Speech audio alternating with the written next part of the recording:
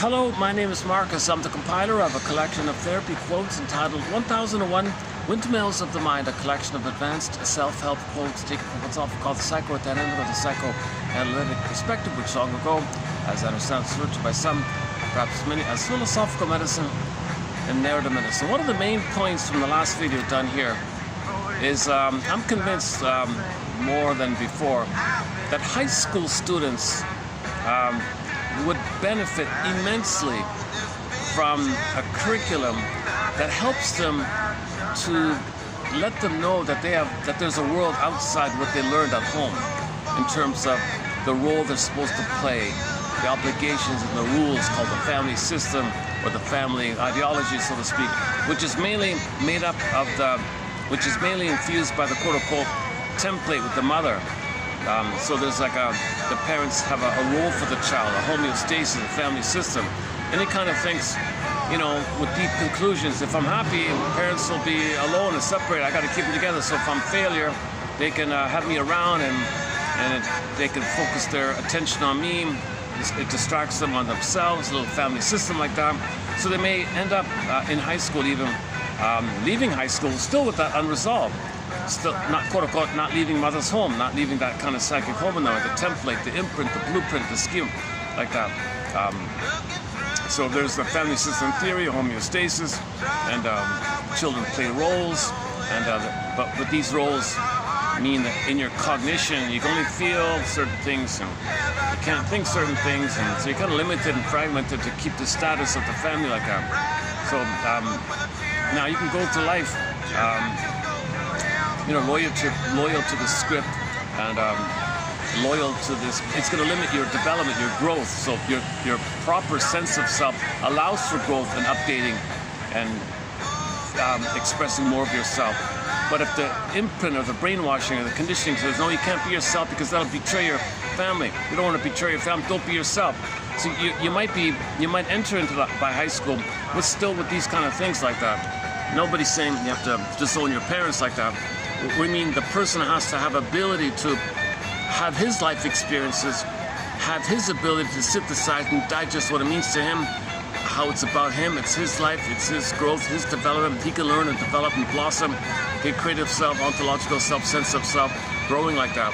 So in high school, it's an opportunity. This is the key opportunity. That's a key time in a person's life where they're meant to have, quote-unquote, critical thinking skills, learning abstract skills, learning how to have theories and hypotheses, and learn that there's more in the world going on. There's a plunder system taking place, how indigenous people are being treated. There's a lot going on out there, and we're interconnected, and indigenous people have a lot of wisdom traditions. Let's learn about some of that, right? And there is such a thing as having a sense of self, an ontological self. There is such a thing as thou to thou, neutrality.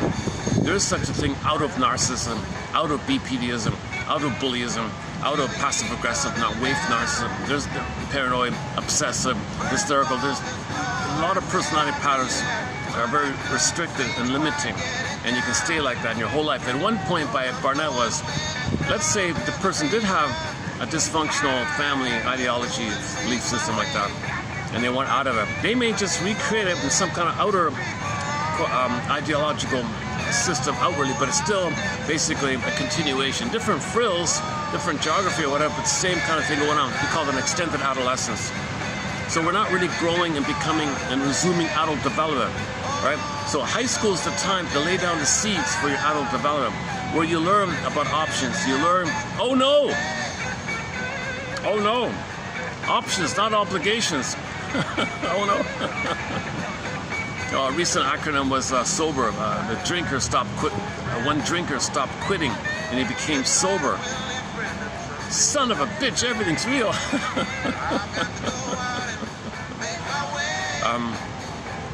He's got to learn the psychology of humor, tension relief, superiority. Teach about the theories of humor. That's insightful. Learn the basics of how to interpret your dreams in the morning. They're letters from the soul. That dreams come from this inner life, the shadow life, secret life, unknown life. It's all about the unknown you, the one who walks with you, who's not like you, who is you. Someone's living your life, you know nothing about him. Make him aware of the existence of this unconscious self, secret self, double self, hidden self. Make him aware of this kind of thing. And a lot's in there, a lot of recordings, a lot of deep existential conclusions, which limits the person.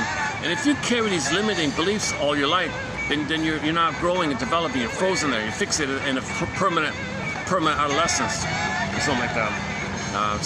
Miss Burning has an article called "Why It's Always High School in Your Brain," kind of thing. And so, as usual, I'm in a public spot here. You might see me distracted, kind of thing. So one of the main points from yesterday's video was by Barnett, that adolescence is that time. It's that special time for high school people to learn literature and what it means. Don't do the ritual of some brainwashing of some negative, cynical images. You know, we're affected by these images, and you're hurting people with these negative images, negative ideas. You have to teach people to question things and see the two sides of the story. On the one hand, this, and on the other hand, that. Part of me this, part of me that. Triggers, teach people about triggers, something reminded of the past, and to see them. Unmet needs, feelings. Many people don't even know that there's a link between needs and feelings. They don't even know that they had needs and feelings. They don't even have feelings. So let people know that they have feelings. Give them a vocabulary of feelings. Feelings are signals that represent and communicate whether your needs are met or not met. Needs met, feeling pleasant. Needs unmet, distress, shame, pain, anger, all that. It's a little basic thing like that. Babies have needs for a secure attachment that's failed. They have a lot of pain and anger, attacking themselves, crying for love, and unaware of, looking for symbols to change the past. Teach about repetition compulsion, how we recreate in the present, nurtures the past, over the past. So in relationships, if the symbiosis wasn't met with the mother, they may have this yearning and longing for Mr. Right, Mrs. Right, for the perfect fusion and being a blissful union like that. And then what? So they find somebody who reminds you the mother rejected you, you fall in love all over again. Okay, that just means the wiring, bing, the wiring is flared up, and you feel the bliss that you felt with your oneness to the mother. So you feel the oneness again, you transfer the unfinished oneness with your mother to the person present, because the person present reminds you, they remind you they have some traits. So you're unconscious. Oh, there it is. There's mother again. From the unconscious point of view, that person is mother. So you feel like you're one blissful feeling, honeymoon feeling. Well, then what? Okay, fine. That starts off. But if people are aware, they can grow together if they're aware of the development. So teach some basics about development like that. Teach about the difference between companionate love, regular, mutual, adult love, vow to vow, person to person love, where there's communication. Teach people basic communication skills versus this fantasy that one day you'll find the Mr. Perfect one. But what that means? Teach people what that means. Well, it means you think you're going to get mother's love in the past. Teach people that all dysfunction is the hope to get mother's love in the past, so you can resume development. So high school is the time where you has some theories, he said. So learn psychoanalysis is the key one, I think. This analytic, psychodynamic, depth psychology, even a little bit the Mr. Young one today we'll talk about a little bit. I think, repetition compulsion, projection, teach defense mechanism. Every high school student should understand what projection means. Something about you that you don't want to miss, too embarrassing, too painful, the way to keep it repressed down, well, it's projected out. So to get your attention out, to not see this with them, at the same time, it's a mirror to know this with them. And projection is the means, by the way, of knowing this repressed material, called shadow work. You know what you don't want to know about yourself by what you say about others, usually. So prejudice, for example, is confession of something about yourself. So teach people theories about the prejudice which we have in this collection. So 1001 Windmills of the Mind, I'm not saying it for my grandiosity or something. It's got over 20,000 quotes, 63 chapters. Okay, the bells and whistles are not there. It's not formatted. There's probably some typos still in there. Could use a little, but the quotes are there. And it'll stimulate curiosity, empathy. It'll stimulate the hope that there is something beyond the traumatic script, the imprint, the blueprint that you're repeating your whole life unaware of. There's something beyond it. There is a sense of self. There's a chance to reclaim something that you lost early on. There's a chance to mourn that you didn't get mother's love. To recognize the greatest hurt of all, mother failed me. To recognize that dysfunction is the hope to get mother's love in the past. To recognize that we need to give the all hope for a better childhood past. Okay, the death of that hope is like today's one about the blood drop, That's like the death of an old belief, an old idea, an old fantasy thing. So in the fairy tales, so psychological interpretation of fairy tales are key in our collection here. We got a key chapter here on psychological interpretation of fairy tales. Myths and fairy tales come from the primary mentation. Myths, fairy tales, religious stories and dreams all come from the primary process. So they got to learn. We live in these two worlds: the primary process world, no time. Amygdala doesn't know time. It's dreams. It's the dream world isn't there. Fairy tale, magic, Alice in Wonderland, magical flip-flop, condensation, dispersing. No logic like that. So it's magical things. Chameleon thinks Hollow Mirrors, House of Mirrors. It's a different thing in there. There's no time, no space.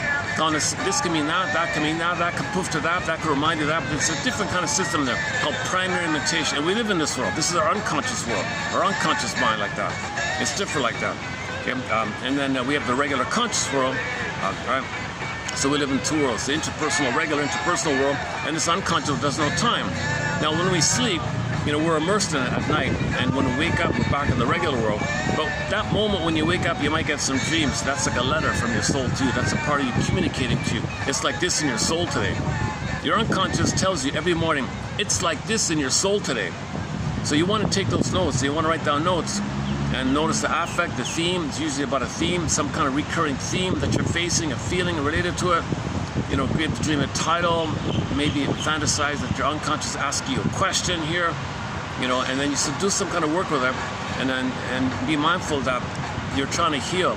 So when we're wounded, we're trying to heal, but in order to heal, we got to be aware of the trauma. The unconscious telling you, you're traumatized.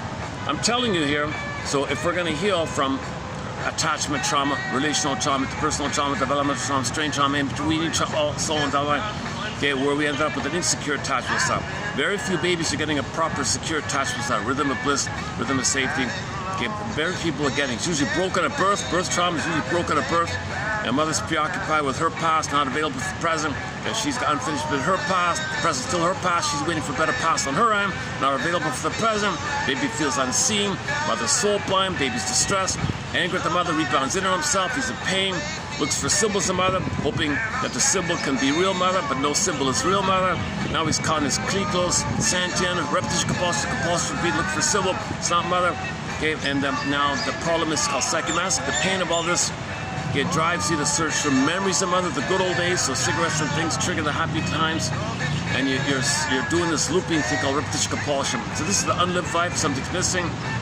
You're not really in the present. You understand the present, of course, but in terms of your motivation and what you're after, your agenda, why you're doing what you're doing, so you're still looking for mother if you didn't get mother. It's called symbiotic transfer. High school students need to understand this concept of symbiotic transfer. It's very much related to limerence and puppy love, infatuation, love at first sight. High school kids are really spellbound with their first love, right? Like, so, whoa, they feel that blissful, delirious euphoria. Like, whoa, they're floating in the air kind of thing. Wow, I can't think about anything else. Just the two of them, the world disappears kind of thing. The joke was, a guy said to a girl, you must be a magician. Oh, really? Well, when I see you, somehow you make the world disappear for me. And we did a little comedy thing about a couple of weeks ago about some guy's pickup lines. You must be from Tennessee. Really? Why do you say that? I'm not from Tennessee. Oh, you're not? Well, you're the only 10 I see. We did some humorous parts recently. But the pun. Yesterday we closed up with the pun about a guy who wanted to make his friends laugh. So he compiled 10 puns as thinking of himself as a wannabe comedian. And he sent the 10 puns to his friends, hoping that one pun would make them laugh. No pun intended. Okay, there's a hope. How are you? Oh, I'm fine. Fine? Yes, I'm frustrated, irritated, neurotic, and emotional. I forgot how to go again. Take my advice. Go ahead. You can have my advice. I'm not using it. Sober one, some other ones. I think it's you'll find some of the jokes on 3255, and we got a whole humor section. It's a major thread in our collection. Grasstein is our key author on this topic here. So we talk about the benign violation of theory of humor, the relief theory of humor, basically. And if your psychic structure is traumatic, well, then you got superiority humor, because others will play your soul. You shame them because you're the mother who shamed yourself. Too painful to always shame yourself the way you might have shamed you, and you become her. Well, if you find someone to play you, you disperse the shame on yourself. You disperse the tension on yourself to someone else. There's a release, a relief. So the relief of the tension of you shaming someone playing you disperses the tension that you're creating on yourself. And this release mechanism is the humor mechanism. So you're laughing by shaming someone else, called schadenfreude, dark humor, bitter banter, insults, and other. You're shaming your own soul, perverse stuff. So that's a superiority theory of humor versus the regular helpful humor, not at somebody's expense. Kind of. Oops. Oh, hang on a second. Oh, by the way, this is Paul Penna.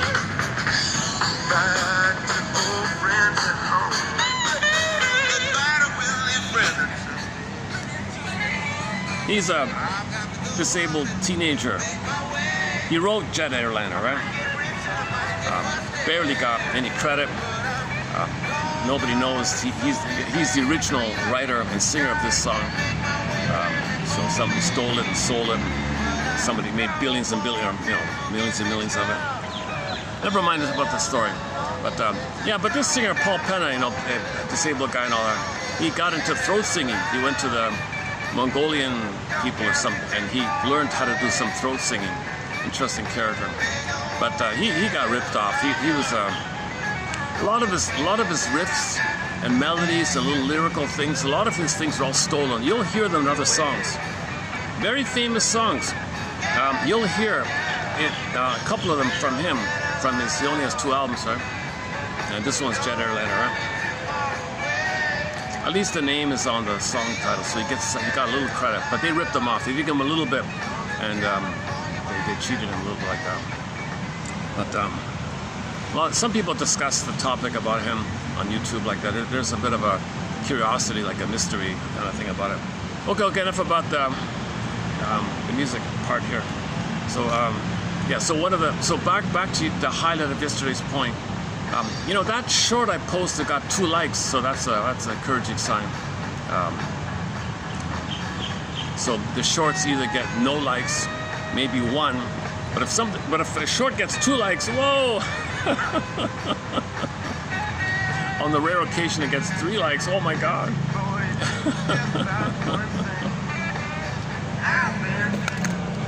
Oops, almost there.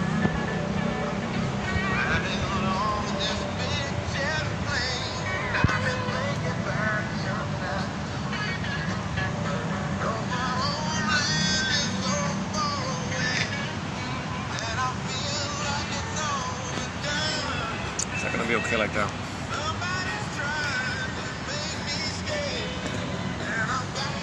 Let's try like this. Okay.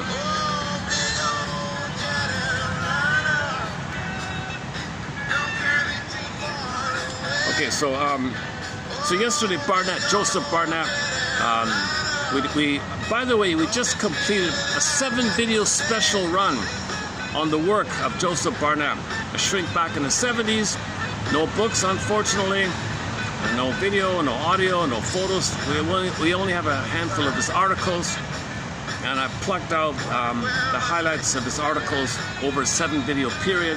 Yesterday marked part 7 of 7, so we just completed it like that. So it's there, it's all there about the 2 needs that people have, simultaneous, the different ways, the different personalities that come about around how we deal with the affect that communicates that our needs are not met, and what we do with the affect if it pops up or pops in, or popping up hysterical, popping down obsessional, and so on. And then we discussed some details about the obsessional one. Can't see the forest for the trees. The hysterical one, they can't put language to their emotions, a little dramatic. The mutual attraction.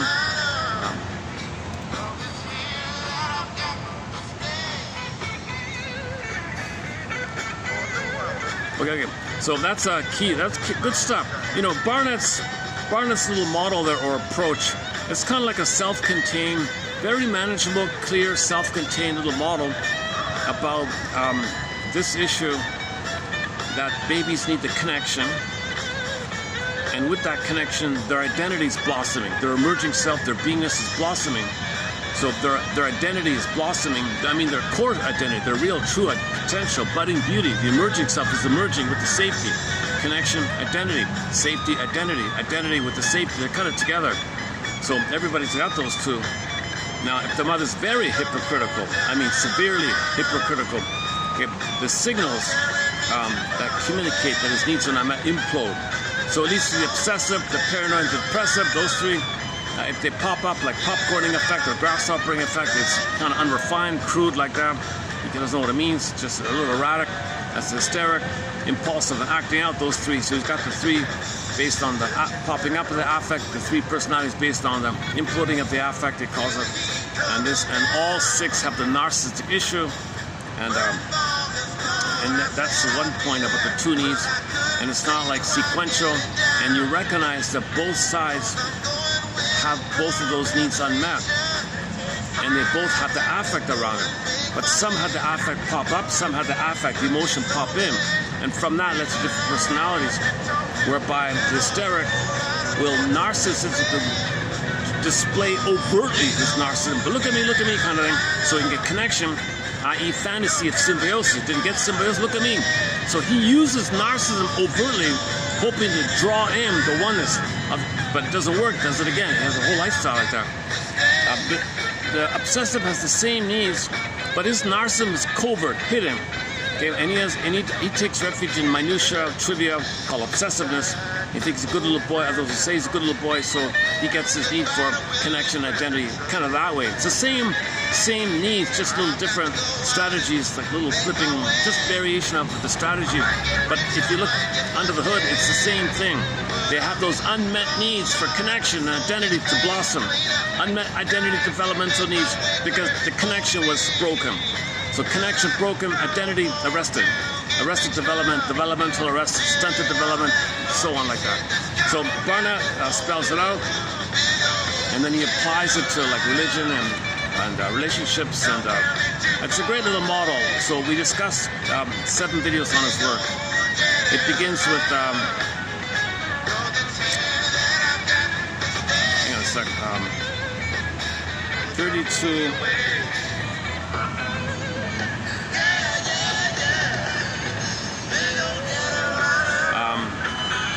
Okay, we're doing 89, right? Today, so 88. So go to 3288 and then go backwards for about 10 videos. Those 10 videos, the pages, it's throughout in there. Or just simply type in Barnett, double T, in our collection. You'll get all the quotes on it. So I'll revisit it in the future. A few of the articles I couldn't find, so hopefully we'll update it. And he's a respected shrink, like he was like a real bona fide medical doctor, MD medical doctor in a hospital, all that. But his love was interpersonal psychoanalysis, gestalt holistic psychoanalysis. That's the true heart. But the regular established stuff, they don't think about that too much, right? So he took a jetliner to California to join the holistic interpersonal community over there.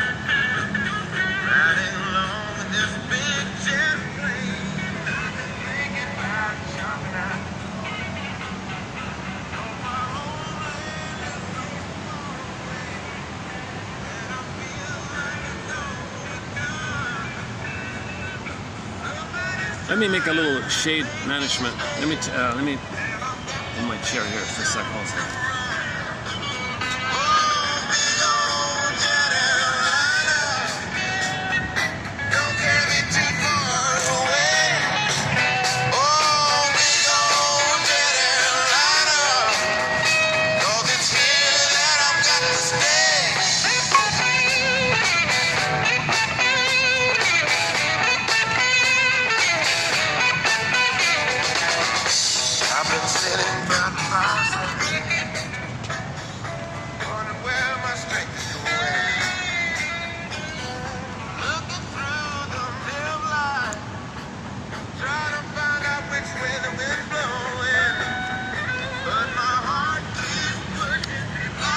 And his other music's okay, but this was sort of his main hit, right?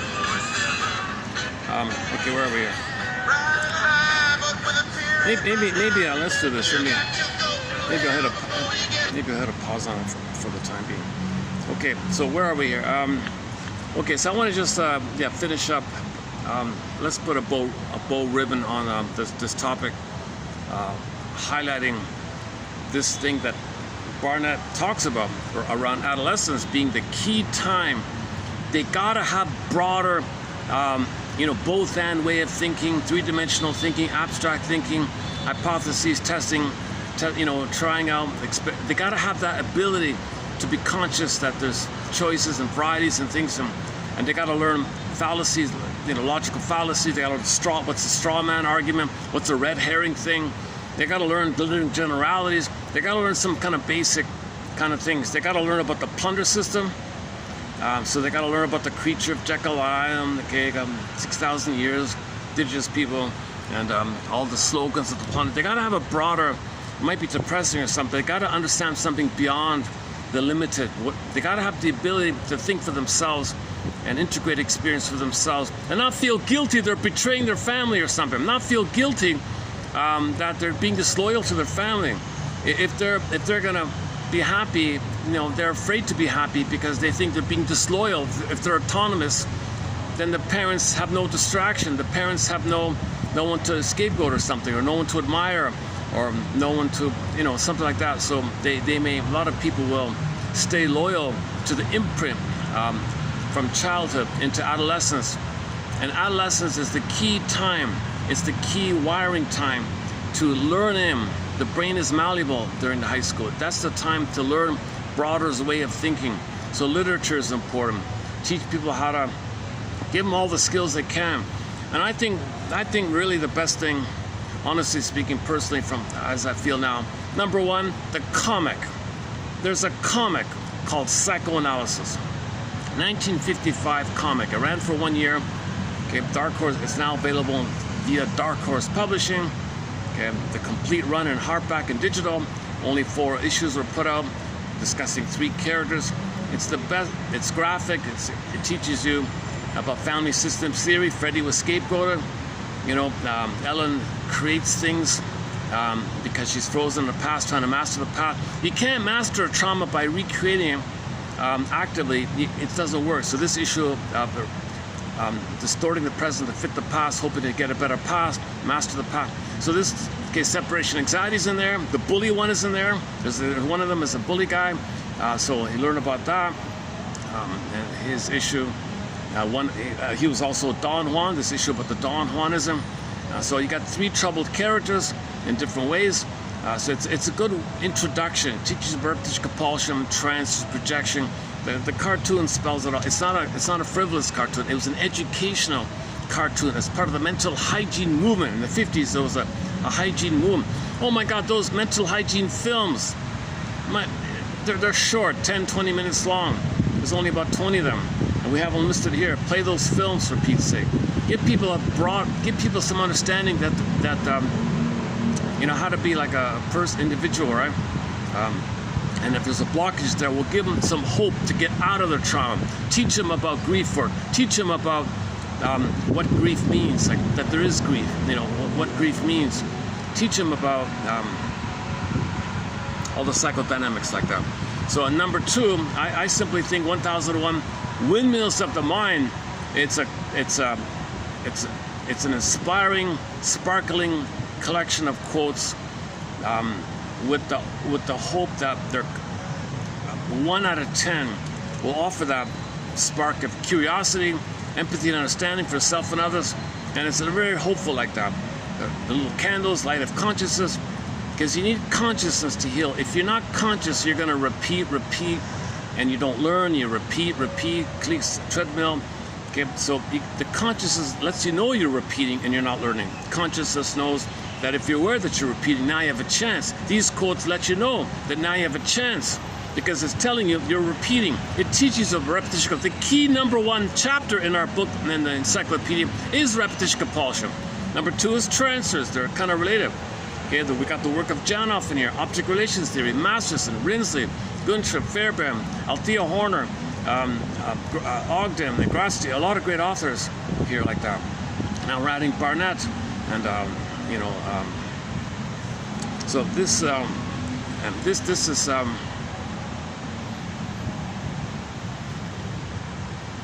okay. Now maybe what needs to be added is more of the metaphorical stuff about the Jungian kind of thing. So I don't have quotes from Mr. Jung. He's a little too vague with his jargon. He's contradicted a little bit. I don't want to get caught up in that mess of his quote unquote feminine. Oh, she calls it the feminine soup. This feeling it's not really contained properly with him.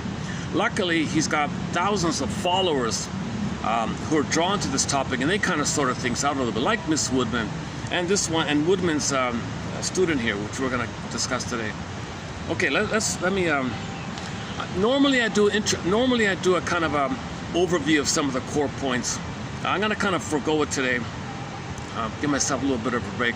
But if you randomly click any of the videos for the past year, let's say, you'll get a 1 hour, and almost all of them you'll get like a 1 hour, sometimes 2 hour overview of the core points. Okay, so we do Edmund Berger's theory about psychomasochism, self-defeating behavior, why we're self-sabotaging. Okay, we discussed the Twilight Zone.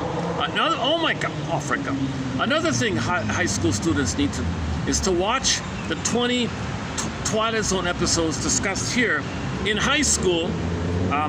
The selected ones here that have the analytic, psychological analytic, like Gabe's story. It teaches you about the two worlds. Gabe goes to this magical world, sees his dysfunction, and grabs the pen, comes back and writes his own script. Okay, and then all the other ones.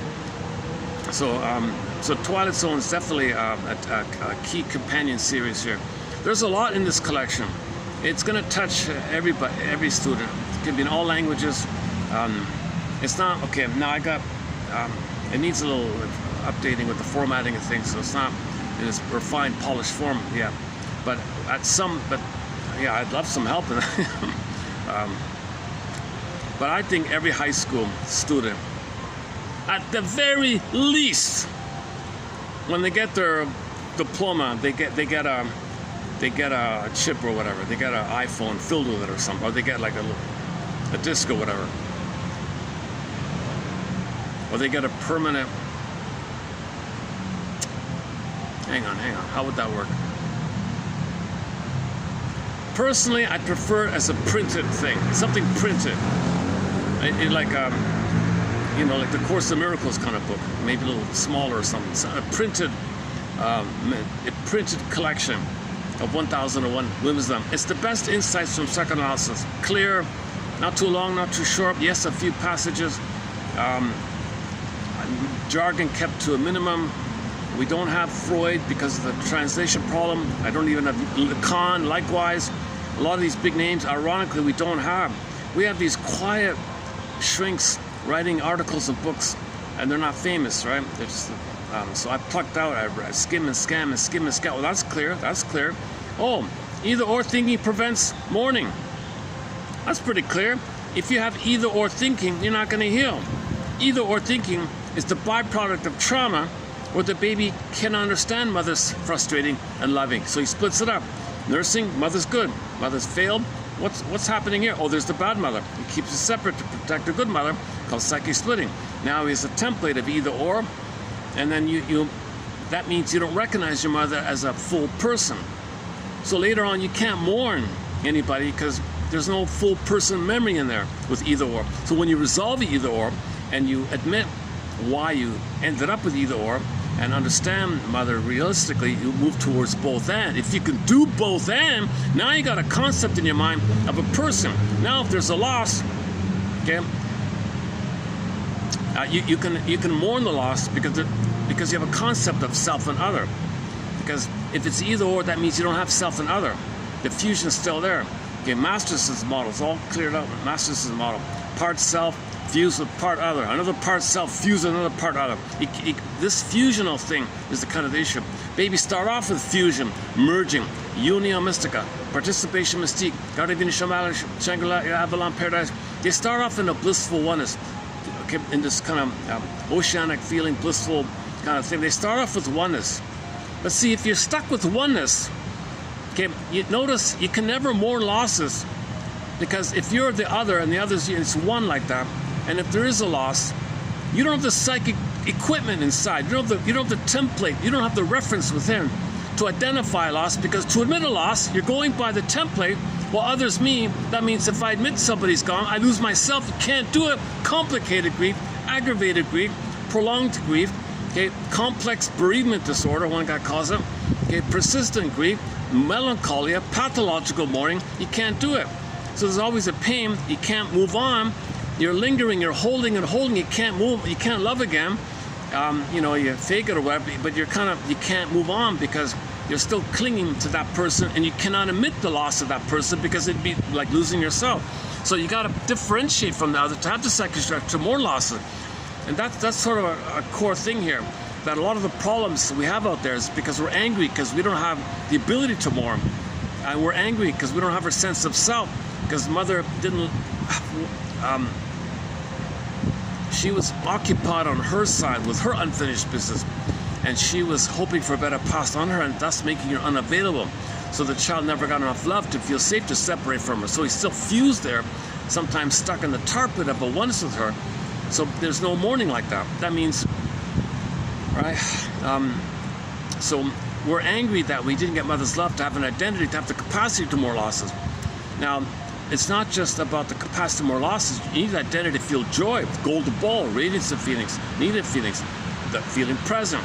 You have an identity. You're at home with them. You feel comfortable with them. You feel real and alive. And one of the benefits is the capacity to mourn. It's not just about that. You want to feel in the present, real and alive, called ensoulment, embodiment. 360, you're embodied. You feel real and alive. You don't want to feel flat. You don't want to feel like the Velveteen Rabbit story. Okay, the image in the fairy tales, the pin goes in the collar, and the emotional body goes flat. They're called flat affect. Affect phobia, or fear of feelings. Okay, in ancient Greece, they have a term for this, athymolexia. No feelings for your words. Now people say alexithymia, no words for your feelings. And therein is the issue. There's the crux. We don't want to feel like we're just flat or something, like they say. Your soul's not gone, it's just suspended. Your soul is flat. Think about the frozen woolly mammoth and the block of ice, kind of suspended like that. Or the soul morphs into a bird and flies away, going on with it in the fairy tale. Or she turns to stone, like Echo in the Greek myth. Or she gets yanked down in the Miss Core myth. And Miss Core's on the field, cracked, pulled down. Okay, under shame, emotion of shame. And she's lost like that. So there's a swoon over the crack, over the chasm. And the mind worker, sarcasm, anger is a cry about this. Anger is a cry for love. Anger means you didn't get love. So sarcasm means you're angry. Okay, cynicism means you're angry. Bitter banter, you're angry. Negative joke, shadow for you're angry that you didn't get love like that. So in the Disney film Inside Out 2, with the chasm image, so like crack there like that, you got the mind worker called sarcasm, and the link to the ennui character. So ennui was kind of cynical. Ennui's on her way to becoming evil queen kind of thing, So she's a anger's a cry for love. So that's another thing people in high school need to understand, that anger is not a separate thing from love. They're not separate. Anger is the manifestation, outcropping, when the love line, the need for love, the cry for love is unmet. Pain, tension, fear, build up, fear, shame, build up, snowballs. But then the final expression of that cry for love is anger, fury, rage.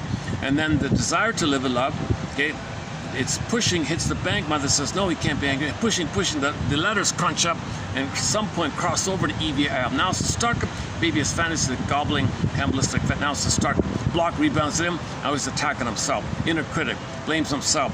No good, unworthy, blaming himself, but that's the cry for love. When he blames himself, when he says he's no good, when he says he's not worthy, mother, I want your love. Okay, this whole issue. Okay, so this image in the primary meditations, the monsters of the id, monster. Oh, 1 second. Got some people just curious about me here. 1 second. Maybe I'll take a little break here while this passes by here. Hang on a second. Let me choose a song here. Problem is I'm kind of limited with my spots here. Let me take a little short break here also. What can we play? Yesterday, check out yesterday's video. Yeah, that was an interesting video actually. Tiana, Miss Tiana, we played a song of hers called I Pity the Child. Talk about that one. Oh, okay, hang on.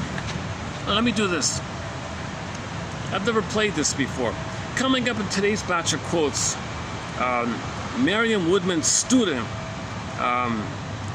If Merriam-Webster had like a successor, it might have been this lady here, Marlene Shivy or something. She mentioned this Wendell Berry guy who has a line that says, when you're getting older, there's less, you get fewer and fewer excuses to not be true to yourself as you're getting older, something like that. It's not a bad line. That's sort of, she likes that line a lot. Now, we don't have any quotes from Wendell Berry here, but I have an audio program that includes a speech by Kristen Wilson, which we focus a lot here in this channel. But this program opens up with a poem, his most famous poem. He's like a naturalist. So why don't I just play this poem by Wendell Berry. It's not in our collection. It's okay. It's fine. Nothing wrong with it. It's like the piece of wild things. He goes to nature, sees the birds. He feels better. It's just simple appreciation of nature kind of thing. And then hopefully things will change up over here. Okay, hang on a sec.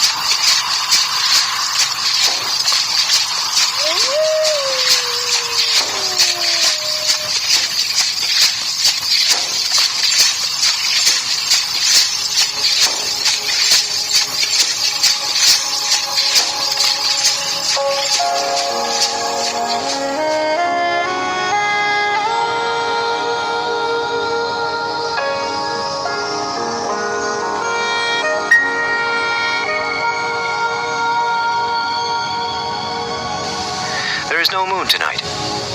Stars appear one by one, forming incomplete constellations. Scorpio, Cassiopeia, Draco, Sagittarius, and the Big Dipper.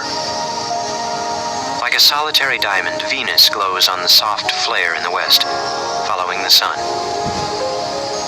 Thou fair-haired angel of the evening, now whilst the sun rests on the mountains, light thy bright torch of love, thy radiant crown put on, and smile upon our evening bed. Smile on our loves. In the mixture of starlight and cloud-reflected sunlight in which the desert world is now illuminated, each single object stands forth in preternatural, though transient brilliance, a final assertion of existence before the coming of night. Each rock and shrub and tree, each flower, each stem of grass, diverse and separate, vividly isolate, yet joined each to every other in a unity which generously includes me and my solitude as well. Or so it seems at the moment, as my fire dies to a twist of smoke and a heap of rubies. And for a moment I think I've almost caught a falling star. There is no mystery. There is only paradox, the incontrovertible union of contradictory truths. A falling star which melts into vapor as I grasp it, which flows through my fingers like water, like smoke.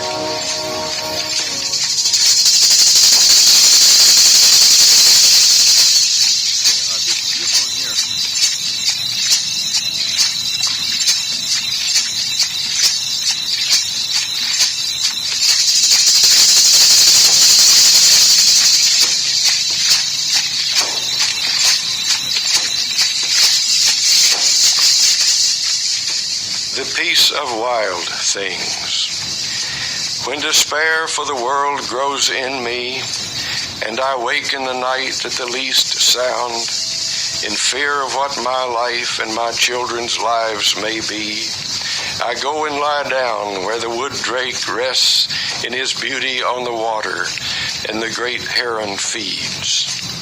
I come into the peace of wild things who do not tax their lives with forethought of grief.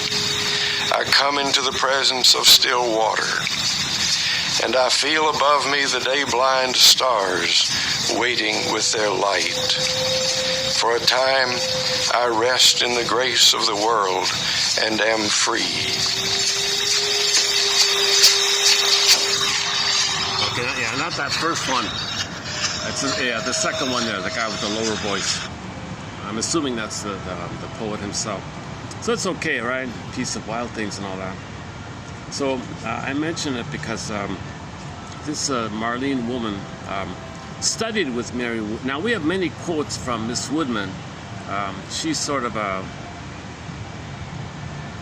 really kind of made this Jungian kind of perspective more accessible, I feel. Robert Bly and her, and then Von Franz a little bit, and Johnny Sanford, the Ulanovs, and a few others. So I never even heard of this woman till just yesterday, I think. Yeah, I saw a little clip on YouTube with her. Okay, so where are we? Yeah, so she quotes that author who says, every day you have less reason not to give yourself to others, like your true self, because you're getting older. What are you waiting for, kind of? You have less reason. Your excuses. Okay. So she's a likable woman, Marlene Shibby, right? She has a PhD, interesting background. She has a PhD in German literature. Like, whoa, eh? So she's a fluent German speaker. So she studied all the German novels and poets and all that.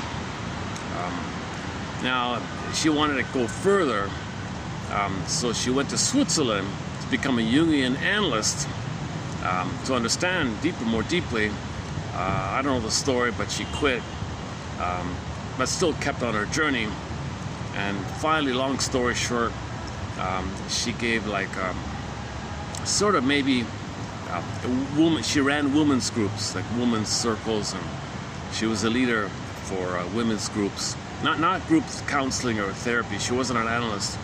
Just give women a chance to sit in a circle and say their story and be present for them.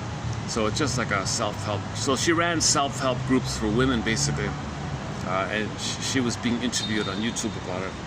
So here's a few of the things she said here. So she has self-help exercises, kind of thing. Let's start off with the one I'm familiar with, about the dream interpretation. So I've mentioned it numerous times from a little book called TT8. I found an old little pocket book from the 60s on how to interpret your dreams. TT8Q. So when you wake up in the morning, make your notes. First thing, give your dream, like that you had, give it a title. TT8Q. The theme, identify the theme. Like, what's the theme? But the theme usually is like a relational issue. You try to speak up and they didn't listen to you, or like some kind of theme in the relationship. TT is a title, theme, affect. What's the main emotion? What's the primary emotion? Sometimes that's when you woke up, kind of. And then Q, imagine your unconscious self asking the question to you. It's not a bad little thing. TTAQ. So she does a variation of it herself. So when you wake up in the morning, scribble your notes. If I were to give this dream a title, what would I call it? So remember, that's a letter from you to you, from your inner child of the past. It's a letter from you when you were a child. It recorded it all, but it doesn't have language. It comes up to you a little bit like that, a little code and all that. So don't you want to listen to your own soul, your own inner child like that, talking to you? Don't you want to be nice to your own inner child in pain? He's crying to you. Please understand me. Please understand me. I don't have a proper syntax here. I'll draw from your memories and scenes and clips. I'll do what I can. I'm trying to communicate to you. So it's like a lost, confused, painful, can't hear child or something, and it's just trying to pull little snippets from your life and put it together and try to recreate something for it to communicate what's going on with him, with you. You're together like that. So don't you want to read the letter from your own soul? Language of the soul. If I were to give this dream a title, what would I call it? What's the strongest feeling I have about this dream? Yeah, so TTAQ, right? So title, affect. If I look at this dream as the story of my life, what is the most important truth it tells? Yeah, that's pretty good. So that's about the theme, right? So think about it it's kind of like a snapshot of your life, the core issue of your life, the theme you're working on, the thing you're stuck in. It's kind of like you take that dream, like if that's like the story of your life, it's right there basically. If I look at this dream as the story of my life, what is the most important message or truth it's telling me? So she called that the theme. So the other one called it the theme. Title, theme, affect, TTAQ. Okay, and then what you do, she doesn't have the question part here. Okay, that's the other one. Then what you do with your dream, then you kind of see if you can unpack it a bit. Make it more bright to you. So whatever you remember in the morning, what does this remind me of? What does this suggest to me? Pause, and then see if more comes up to you. You want to free associate from what you remember. What might this stand for? Like what this could be code for? What might be, what's the message? What's trying to come to me like that? So what's this about? It's familiar. Why is it like this? Must be something going on. Does that remind me of something? Oh, somebody's in the dream, but sometimes there's an unimportant person in your dream, but they're holding something. Maybe you transfer from another person to that person who's safer to help get it to you. So he's like a helper like that. So you gotta think of those kind of terms. So in the dream world, you got displacement. Okay, like a thought or emotion on one person can be just put onto someone else, displaced because it's safer, and it's from there it's coming to you. You got condensation, so a dream can take elements from around your life because no time. You can draw from anywhere, no time. Like a little column or something, and you get a little snippet. So you might wake up and have a scene that's from your childhood, from something from the day before, something from maybe a month ago or something standing in for something else, maybe something you saw on TV in a movie, and it's all put into one scene. It's like a director. It's trying to cast something. It's trying to communicate. It's trying to communicate to you in the best way it knows how. So it pulls and condenses and displaces, and it's just trying to give you what you can handle, because you can't handle too much, right? It's trying to give you what you can handle and what you can remember. You can maybe handle it, so cherish that and then work with it kind of. It's considered an extension of free association in your regular life. We just say what comes to mind, right? Okay, so what are your strongest associations to any of the objects or people in the dream? So you can take one person in the dream and associate, maybe the scene you can associate, and so you can do it several times. Do any of the objects or people seem to symbolize something to you? Yeah, so there's the displacement called symbolization. So maybe somebody's in there, they're representing someone else. I remember I had a classmate, I didn't even know him, or I never spoke to him or something. I saw him around in the class or something. Nice enough guy, but I don't know anything about him or something. I remember he appeared in my dreams for some reason. What the hell? How'd he get in there? How'd that get in there? What's going on? Well, he just stood in for me. He symbolized a kind of positive hope for me. Like he symbolized something benign, something supportive or something. I realized, I didn't really realize it at the time, but he was a friendly person. I didn't know him really. Okay, do any of the objects or people seem to symbolize something for you?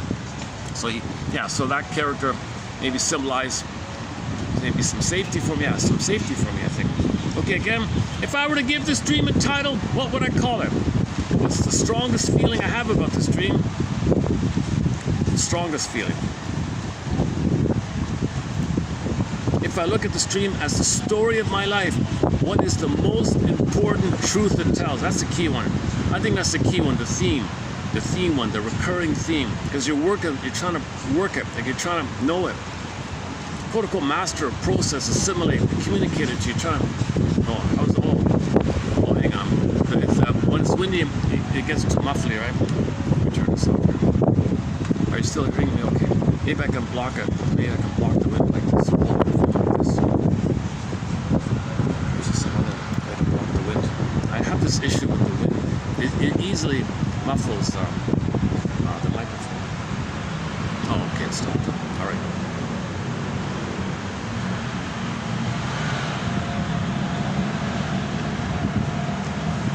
Okay, so let's leave that one there.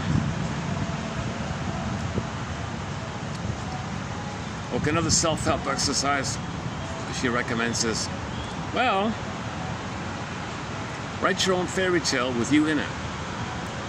Write your own fairy tale, starting with once upon a time, and just for you to see what comes up. And it came to pass that. This is the opening line, right? And it came to pass that. Or another option, I was born into the kingdom of. So give nicknames for your parents, maybe. I was born into the kingdom of. Once upon a time, a woman sat down at an old oak desk to write. Just see what comes. Just starting prompts kind of thing. It just helps you to free associate. It's just a free association exercise. Just gives you permission to bring something up. So we're trying to make the unconscious conscious, right? Okay, Von Franz, right? It says fairy tales. So she's the number one for Mr. Jung is Von Franz. Miss Von Franz, Marie Louise. Okay, Miss Von Franz says fairy tales portray the land of the soul. The land of the soul. Every fairy tale can be symbolically explored as an image of a single psyche. So you take a whole fairy tale, okay, a whole fairy tale. It's kind of like the dream of one person in the mind of somebody.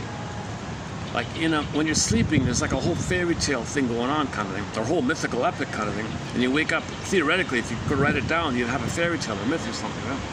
That's all it means. So a whole fairy tale is like one long dream, basically.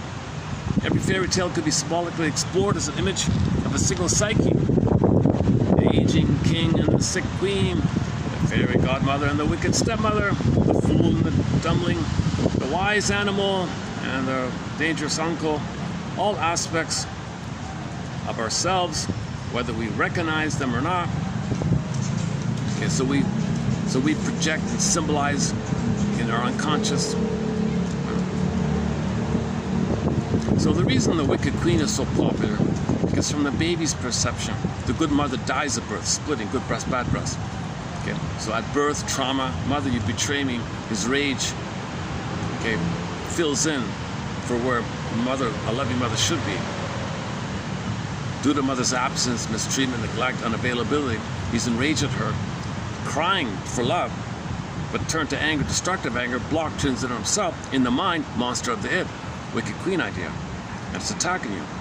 Your own anger is attacking yourself. So this image is attacking you. You say the queen's attacking you.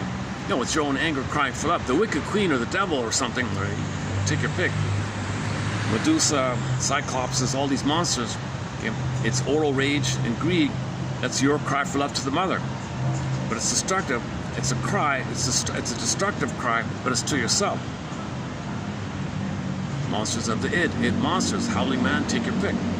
So, in a nutshell, the devil means equals, Mommy, I want your love. Why is it like that? Well, The LIVE, I want your love. Block, block, block, fear, fear, tension, shame, shame, fear, build up, build up, build up. The letters LIV crunch up. Like the water hitting the bank, crunch up, crunch up, crunch up. At some point, the desperation kicks in. He thinks he's going to perish. He thinks he's not going to make it. He's desperate for mother. He's voraciously survival mode. Okay, we all want to survive, so we got a survival break. Got to survive. So you think got to devour the breast. The first mother's the breast. He's got to devour. So he's enraged now. That's evil. It's destructive, right? Destructive. Block turns in on himself. Imagery, poof, guy with the horns. That's all it is. So it's just a Picasso painting to represent your old rage, destructive greed to your mother, but it's attacking yourself. It's got to go somewhere. So hating yourself means you're crying for mother's love. Hating yourself means you're crying for mother's love. Now, your own energy of hate, it's imagined on there, so poofs to an image. That's just code for this. It's not a real thing. It's not a separate real thing. Okay. So in your dream world, you have a scary entity in there. Take your pick. And if you're having a nightmare and there's a scary creature, that's your rage. Okay, that's your rage. It's mainly 99%. It's your rage. It's your own rage. It's you. Like it's a code for your rage, and it's attacking you. So something decides attacking you. It's your rage. That you were crying for love to your mother, so you're like quote unquote attacking. No, you're desperate for your mother's love. It just looks destructive and aggressive and all. It's all of this is a cry for love. It became twisted and destructive. It's devouring it. The positive tension wants to devour the breast, to control the breast, to take in the breast, incorporate, because the baby's in the oral kind of phase like that. But it's blocked to itself. So when you have a person has a nightmare, there's a monster, and that's your own anger crying for a mother's love. So anybody who's a nightmare, and there's some scary, terrifying thing that's chasing you or something, that's your anger crying for love. So imagine you reaching for mother, I'm reaching for you. In the dream, it's attacking you, and you're running away from your own anger, right? So this is the contribution of the Mr. Young and all that, these misinterpreted fairy tales, mainly by Woodman and Von Franz and all these other ones. So he really started something, Mr. Young. So we got to give him credit like that. I can't read the guy. I can't read Mr. Young. Oh my God, he drives me nuts. This guy. He starts off okay. It's kind of vague and glitter and generality, and then at the end of the sentence, it's kind of contradictory or something. Or something, another vague thing. What? He does it again and again. I can't follow the guy. I can't follow Mr. Young. No way I'm going to try to read. Similarly, we don't have quotes from the perverted translation of Freud. The only time we have Freud in here is when a German speaker, like Berger, one of our mentors, or Karen Horney, another one of our mentors, said Freud said whatever, I'll include it. Or if Masterson said, fine, I'll include it. So we do have a sprinkling, but not many, right? Okay, again, Von Franz says, whenever I hear that name, the first thing I read about her was the one about the Peter Pan, the puer, the Peter Pan, the one who wrote, the child who, the adolescent, the eternal youth. Remember adolescence, you won't grow up, you're stuck in the thing. So that's a narcissistic status.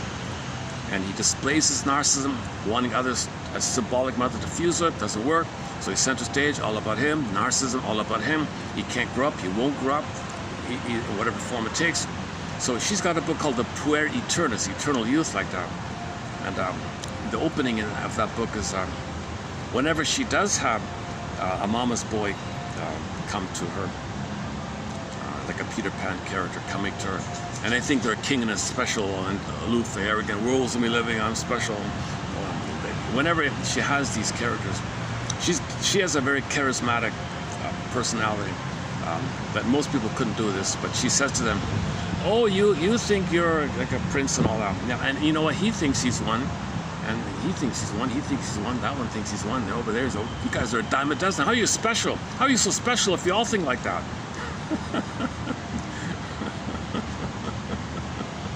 Because they think they're like the special center of the universe. Well, he's the center of the universe, he's the center of the universe, and he's the center of the universe.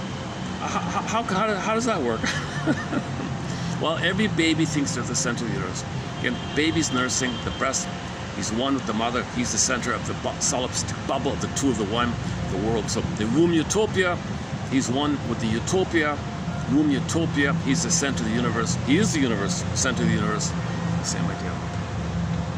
And he's entitled for that. And if there's trauma there, you're frozen there, then you live with that attitude. The world owes me, mother owes me. So you transfer the rejecting breast onto the world. The world owes me, the breast owes you, the mother owes you, the world owes me. So your time, no time in there. So when there's trauma and you don't get your real needs met, you just keep still trying to do it, and there's the dysfunction. It's not appropriate to think the world's the breast. World owes me living mentality. Central state don't care about you. Give me. So he's greedy, can't accept it, so he hates it. So there's no empathy or gratitude or love. That's narcissists, right?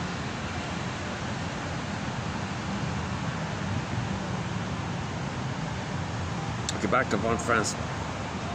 Von Franz says fairy tales portray the land of the soul. Every fairy tale can be symbolically explored as an image of a single psyche, the mind, your unconscious, right? Okay, so all the characters, okay, just mentioned here, are all personifications of aspects of ourselves.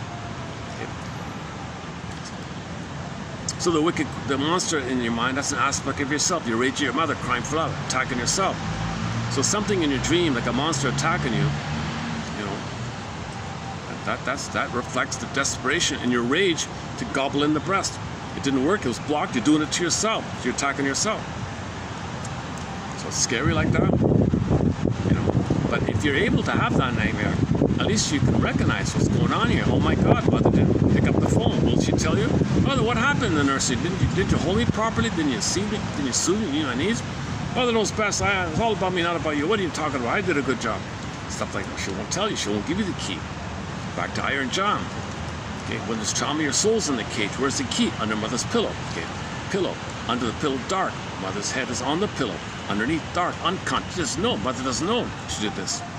So you gotta get the key. Okay, we got 2 very good Twilight Zone episodes on this point about the key under mother's pillow. You know, maybe if it weren't for Mr. Jung, we wouldn't even have Iron John, right? Because Robert Bly's wife was a Jungian analyst, right?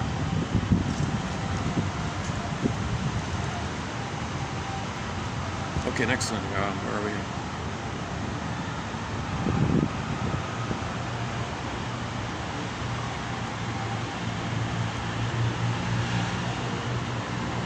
Okay, in her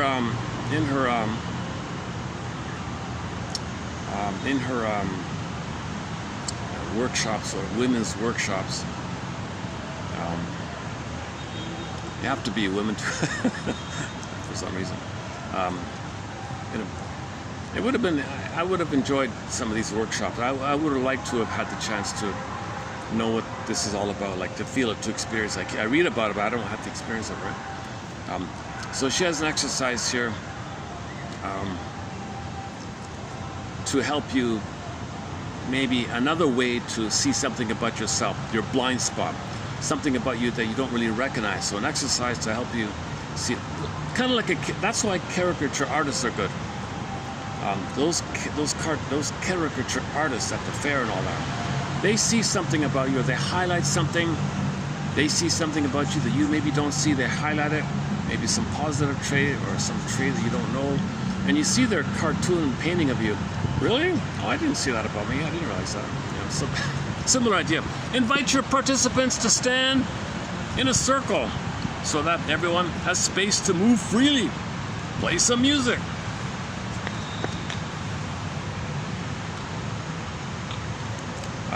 Begin by allowing your body to move to the music.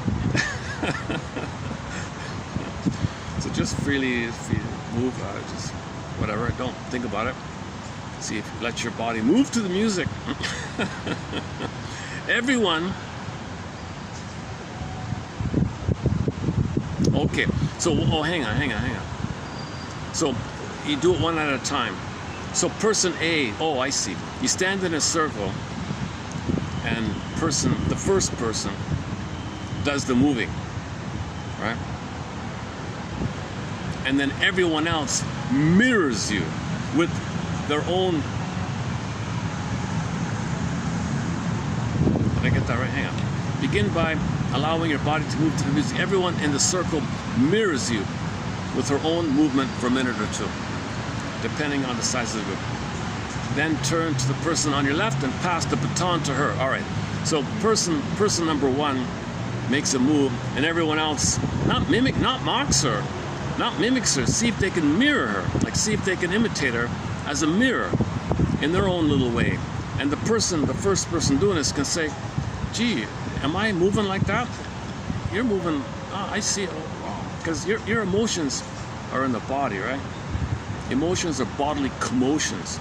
Come on, baby, now do the motion, locomotion, do the locomotion. Okay, so emotions are in the body. You need a body to have emotions, by the way. So in the body there are emotions called bodily commotions. So person number one, so Julie does listens to the music, does some emotions,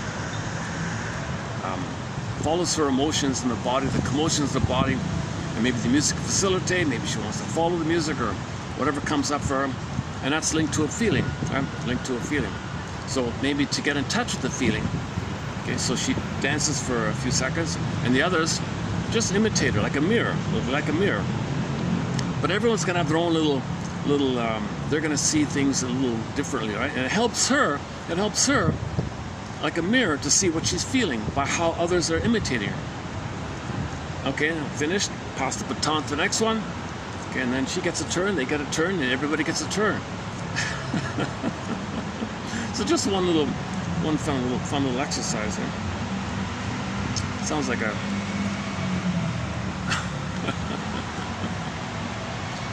let's see, you know, it's funny, my first thought was if men did that, they would mock it. I'm gonna mock you, you're moving like that, look how he's moving, you know, they would mock it, right? Women wouldn't do that, right? Women would maybe be more respectful. You're feeling that. I wanna mirror how you're feeling. I think you're feeling that. I'm gonna try to feel what you're feeling, I'm gonna move how you're feeling, and maybe they're gonna try to mirror, right? I think men, you know, have taboo on feeling, taboo on 10, I'm gonna mock it, ha, I'm gonna mimic you and laugh at you the way you're moving. See, men have a harder time with this kind. So that's why men's groups are probably different than women's groups, right? I'm just guessing here.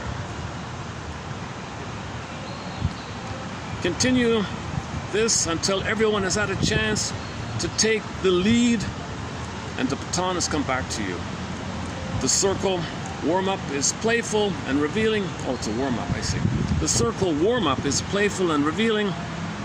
Unexpected aspects of participants' personalities often come forward in their movement. It also gives everyone the chance to experience moving in new and unaccustomed ways as they mirror the movement of everyone else in the group. Oh, I see.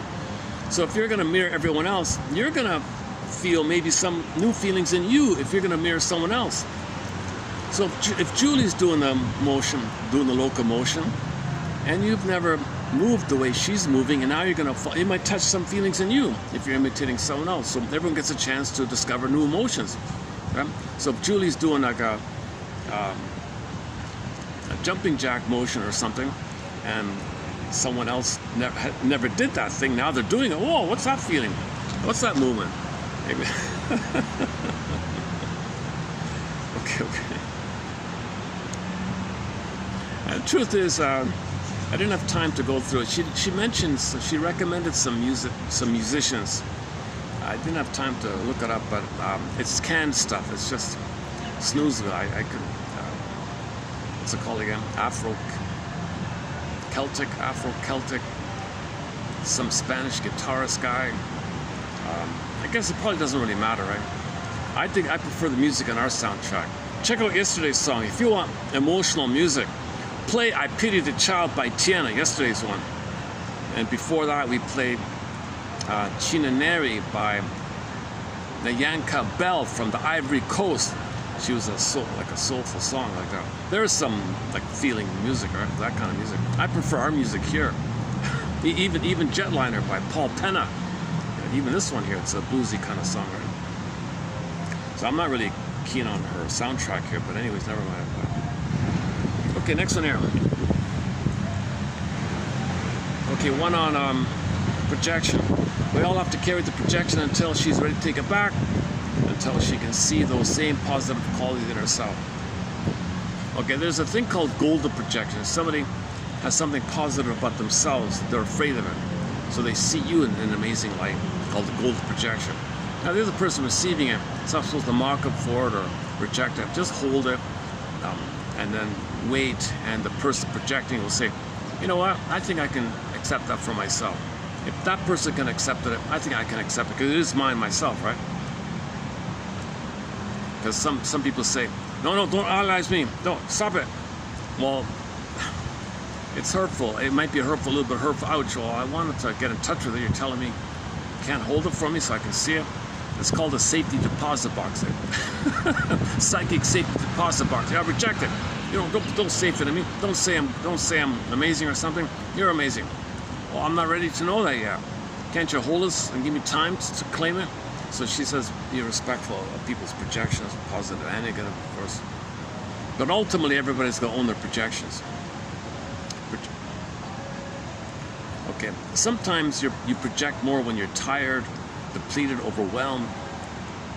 So, next one here. Shadow material often appears when we feel tired and depleted, overwhelmed, or when something has triggered us, kind of. So yesterday I was feeling a little kind of sad by the story of Miss Ashley Loring, Heavy Runner, the younger sister of the musician I mentioned, Tiana, who played the song. I was feeling sad about it, a little tired as well, so I felt more emotional because I was tired, and I had a sad topic. Just before I started yesterday's video, just before I pressed the play button, oh wait a minute, let me get some data on Miss Tiana, the musician. I wanted to know more about her, and then it said, oh yeah, well, we don't have much about her, but we can tell you about her sister, and then all that. So check out yesterday's video. Okay.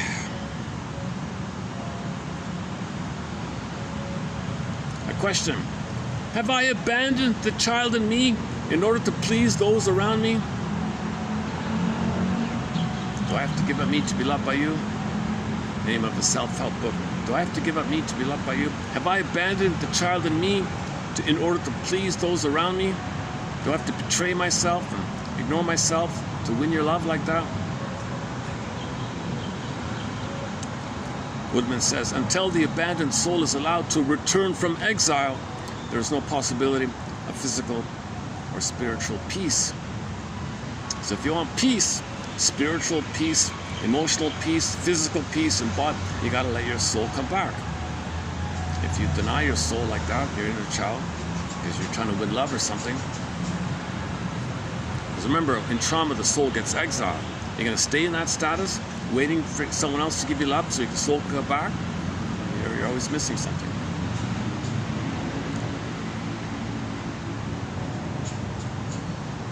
Okay, back to Woodman here.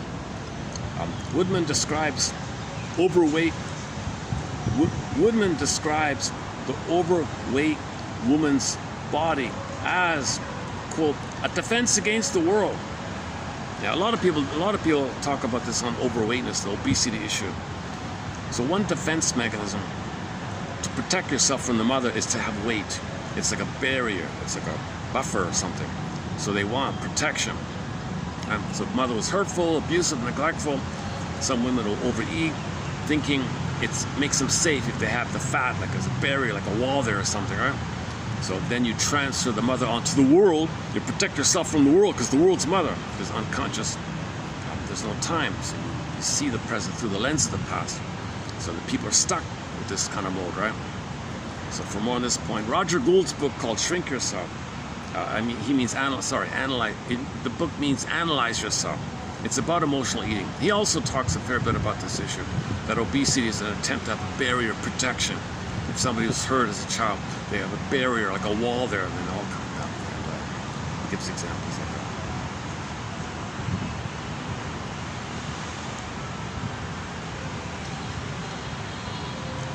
that. Okay, in fairy tales, sometimes there's a scene where somebody's got to sort the seeds. Her take on it is, Woodman's take on it means, this means you need to engage in a daily process of ruthless honesty that allows us to grain by grain to discover our beingness. Bit by bit, ruthless honesty, bit by bit, you get yourself back. Yeah, I think that's one way to put it. Another version of it was you have to. So the two seeds, right? In the fairy tale, you want to progress. You got a mountain of seeds. You have to divide them, right? So they were like, I don't know, seeds of one type and seeds of another type, and they're all mixed up. You have to separate them like that. So that's a lot of work, kind of thing. So the metaphor meant, one interpretation was discerning what is a defensive need of yours, not a real need. What's defensive, like something you do to protect the hope that you're still going to get mother stuff in the past. A defensive need. What are you doing to protect the hope that one day you'll still get mother stuff? That's a defensive need. Okay, the other seed is the deeper, real need that you feel you need to admit you didn't get mother stuff. That you feel the real need that you want a mother stuff. So it's a deeper need versus the superficial defensive need. So you got defensive needs to protect you from the real needs unmet. And you got the two like that. It's like a layered thing. So can you discern like that? She puts it this way here. Radical honesty, and then you find yourself. Okay, same thing, right? Okay. Okay, two videos ago we talked about the birth one. Auto rank about the birth. Woodman's also a follower of this birth theory. So we talked about Herman Moonberg. And Otto Rank have this theory, and Janoff and a lot of others talk about this birth thing. Woodman's also a believer of this birth trauma thing. So here's one part of it. I have found that individuals tend to repeat the pattern of their actual birth every time life requires them to move onto a new level of awareness. Okay, her student says, what do I know about my birth process? If that's the case. So the theory was there's a huge imprint, a huge impression was made, a huge conditioning, a huge memory took place when you made the transition from the water world, this blissful floating feeling, the water world, one with the universe, womb utopia, blissful floating feeling, needs automatically met, right? You come out of the canal, this transition, there might have been prenatal distress syndrome, complications of birth, all sorts of complications that could have taken place at birth. Then you finally got out to the land world, but woo, man, it was scary. You might have perished or something. It was hurtful and harmful, or maybe forceps and things were used, and all these procedures, and something happened. Then you're removed from the mother, and then, okay, whatever happened afterwards. Anyways, you survived, but now you're in the land world. So you made the transition from the water world to the land world. That's a deep, deep transition. That sets an imprint that whenever there are major transitions in life, okay, leaving home, go to school, or leaving high school to go to college, or any kind of moving a new job, any kind of like transitional thing, even a developmental thing, like a transition. Whenever there's like a kind of a major transition, it might trigger the feelings you experience in the birthing time. You might panic, you might freak out, and that's called the anxiety. You feel the anxiety now because you're being reminded of the old pain and fear and anger that comes to you through the body called anxiety, visceral sensation. You might be sweating, shaking, heart palpitations, breathing. You feel anxious, you feel anxiety, right? So whenever there's like a change, like you move, let's say, divorces, obviously, change of job, or any kind of change, it's going to trigger that birthing experience. So she says, what do I know about my own birth process? Pick up the phone, tell me about the birth process. I did nothing wrong, I'm a good mother. So did I. But maybe she was very neglectful, maybe she said, yeah, I didn't want the pain of it all. I took the pain-killing thing, the epidural, and they removed you, and all these things happened. I suffered. It's about me. I suffered. You know how much I suffer. You should be thankful that I suffer. She makes it about her, right? So she can't even share that kind of thing. The key is under mother's pillow. Got one more here from Miss Chevy here. Oh yeah. In fairy tales, okay, there's an image to one of the images that refers to the rebirth motif. when your narcissism dies, or your old way of living dies, or when you give the all hope for a better childhood past and grab the pen and have a new life, okay, when you give up the old model of repetition, compulsion, symbolic act, smoking, drinking, gambling, if you give something up, it quote unquote dies. So in the fairy tale, a character dies, not a physical, real person dies, but something inside of you dies, right? So that's the idea, that there might be a drop of blood in the myth or in the story. Okay, so the one was the handkerchief had a blood drop on it. What's that? Well, the old way died, and the blood represents the death of an old way of living. An old belief that one day you'll get mother's love. If you eat enough cookies, you'll get mother's love. Sweetness in the past, that's got to quote unquote die, because the drop of blood symbolizes that. Okay, that's all that means, right? What is the drop of blood? I will have to sacrifice to let go of the past, Woodman writes. Well, birth is the death of the life we have known. The old way, the old map is useless in new country. So her metaphor is, you're going to a new place, the old map of the old way, it's useless for the new way, right? It's a whole new world, like it's a whole new kind of thing. You're picking up development, you're grabbing the pen, trial and error, you're learning new. Okay? You can't use the old way. Like the sober quotation, the guy was a drinker, he had an old map. Okay. Feels lonely, he wants the warm, blissful, warm, soothing, bliss out, trance out, food trance, bliss out, trance, warm, comfortable feeling of the alcohol. Stimulating fluid, chemistry, warm body. You want to regress, go back to the old way, that's a map. If that pattern, if that strategy of dealing with anxiety, quote unquote, dies, if he gives it up, you see, then that map is useless when you live healthily.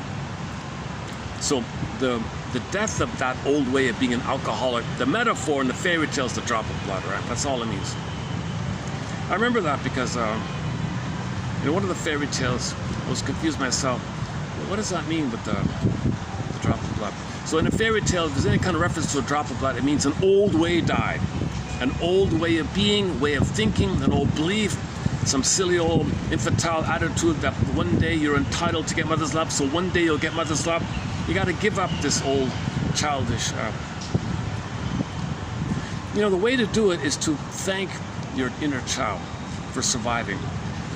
Like, have some gratitude that you did cope. Yesterday's topic about the Bruce Ecker's thing.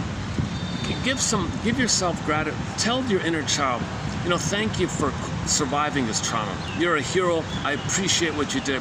Thank you for surviving. I really see, and I'm so glad you were able to do this. And you see, now that's in the child, right? That in current, that's called the unconscious. But in the current, your unconscious wants a symptom because the past time, i.e. your conscious now, thinks if you didn't do that, you would have perished. Now your conscious is saying, okay, thank you, inner child, for that. And the conscious says, we're getting older here, and we're missing a lot. Time is passing by. And thank you, unconscious. And you gotta thank your inner child of the past and show some respect and gratitude and the humanity of your child for doing all this and the sacrifice like that. And then you can maybe, it'll let up. It'll let up and you'll be allowed to make new choice in the present. You see, if you don't do this gratitude thing for your inner child of the past, it's kind of demanding like that, right? So you got,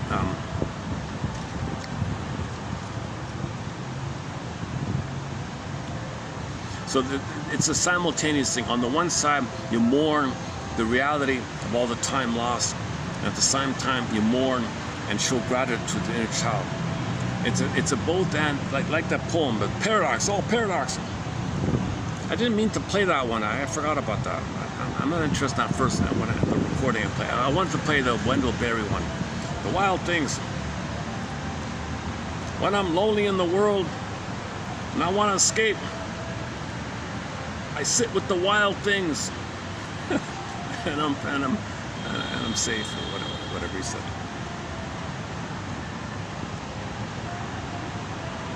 Okay, Janoff's line is the death of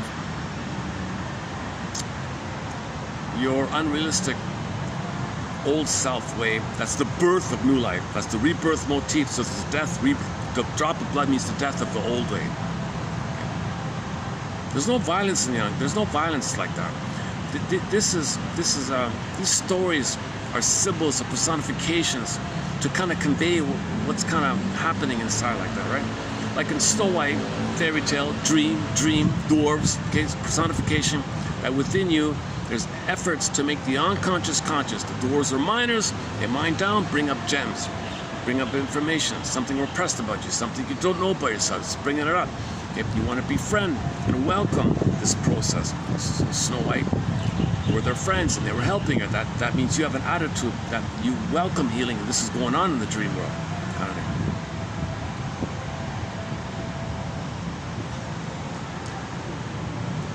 Is that it with here? Is that it with this? Should be here. Oh, so back to Wendell Berry. Oh no, her personal favorite. She said her favorite one-liner is, "We teach through who we are. We teach through who we are."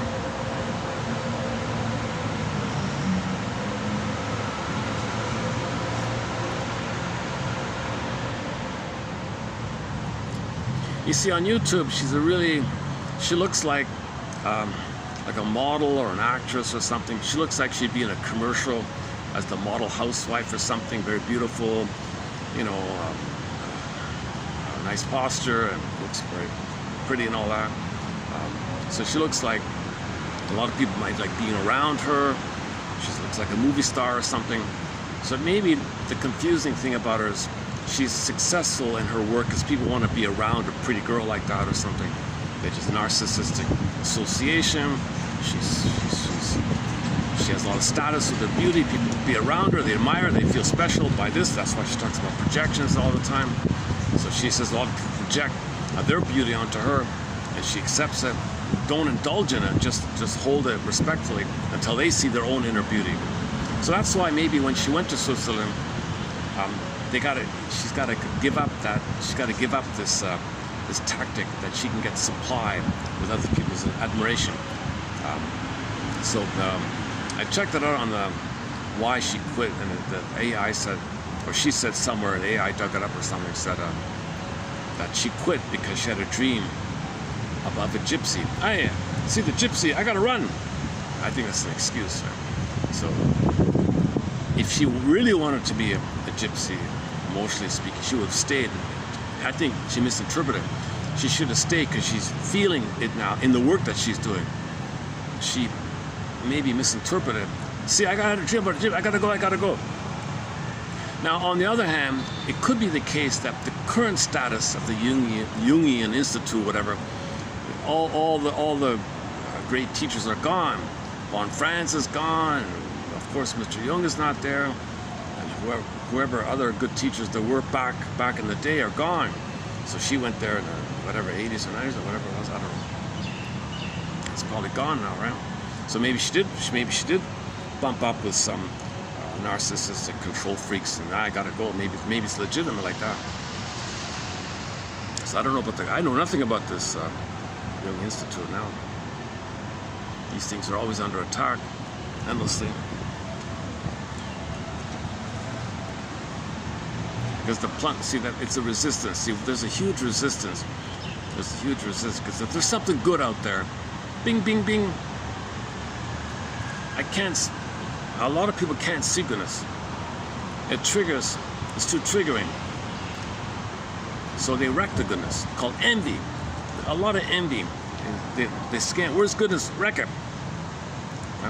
So a lot of people who plunder the planet can't see goodness, because if people have goodness, whoa, maybe they're gonna think clearly. If they feel more with a good feeling, they're gonna think clearly. If they think clearly, they'll understand. Oops. Got a group coming in here. Are they gonna sit here? Either they're gonna sit here or just pass through. Let's see. We teach through who we are. But otherwise, okay, I don't know anything about it. I just discovered her. Otherwise, it's a good line, right? Like myself, I think about myself. I'm not really an example of this material. I've never been analyzed. I've never went to Switzerland. I've never been to Switzerland.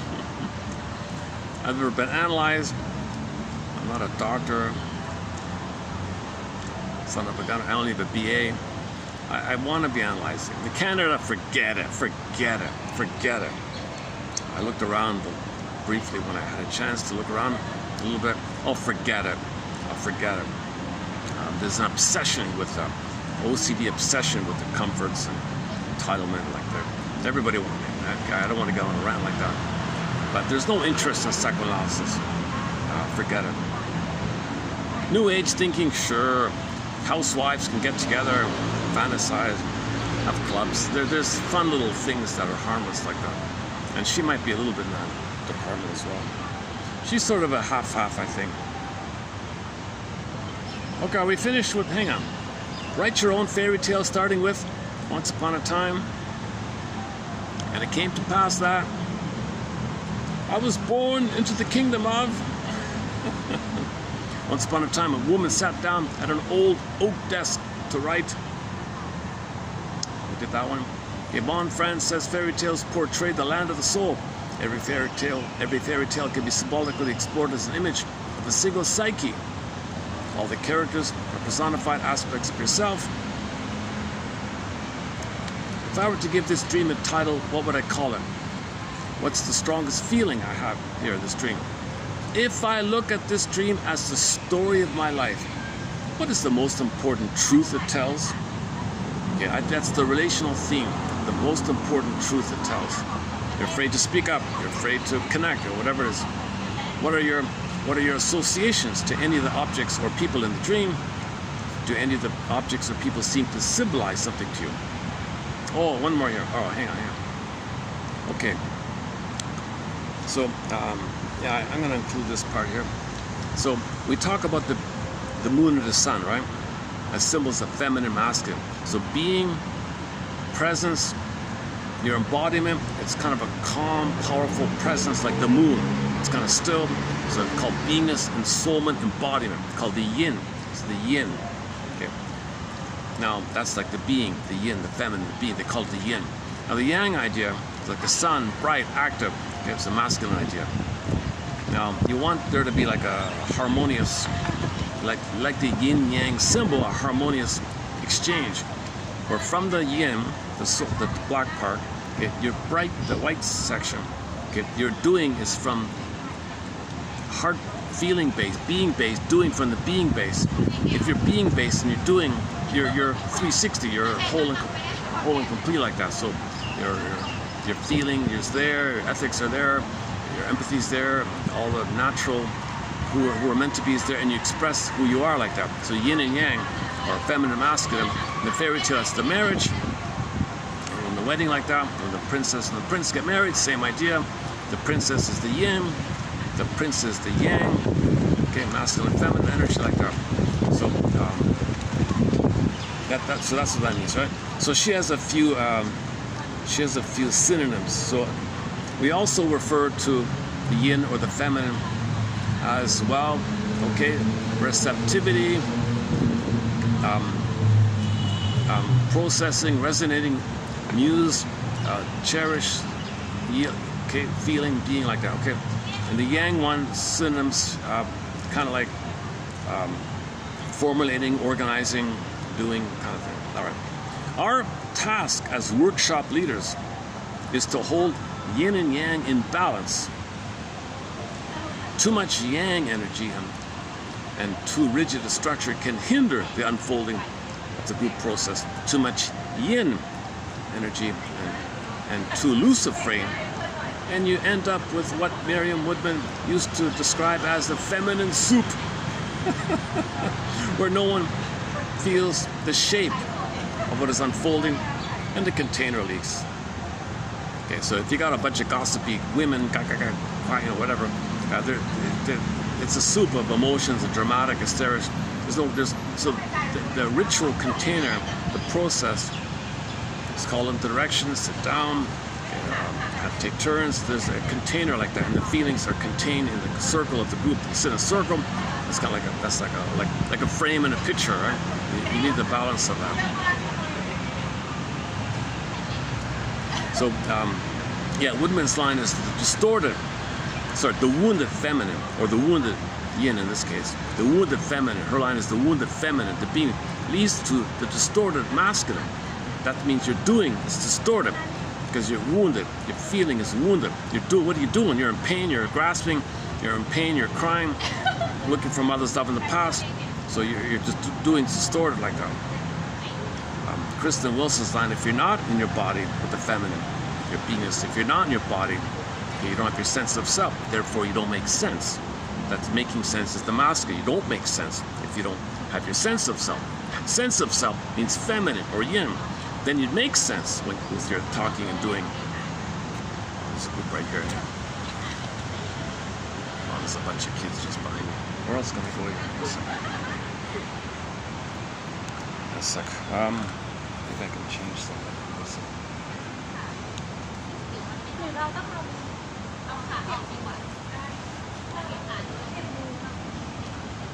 Okay, let's see here.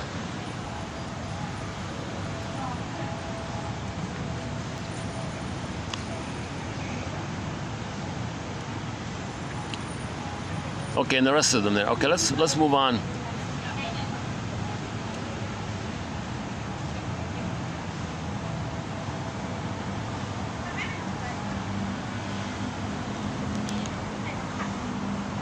Oh, they're taking photos and stuff, so they should be finished soon. Hold on, so let's just read it out here. Okay, another one from Woodman. So recently we talked about obsessiveness. So she has one as well. Obsessive.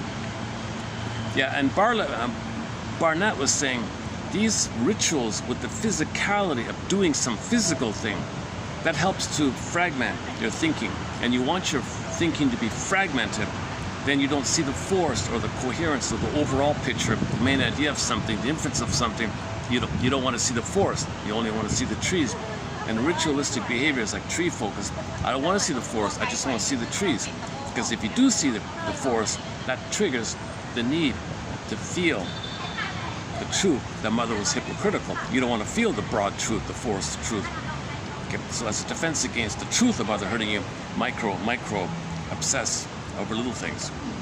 So that's, and if you want to really entrench obsessive thinking, do a little thing, like a ritual thing. So religion is good for that. You do these little ritual things, right? That fragments your thinking, and if your thinking is fragmented, you don't see the big picture.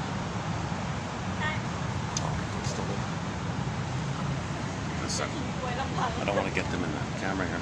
They're right behind me.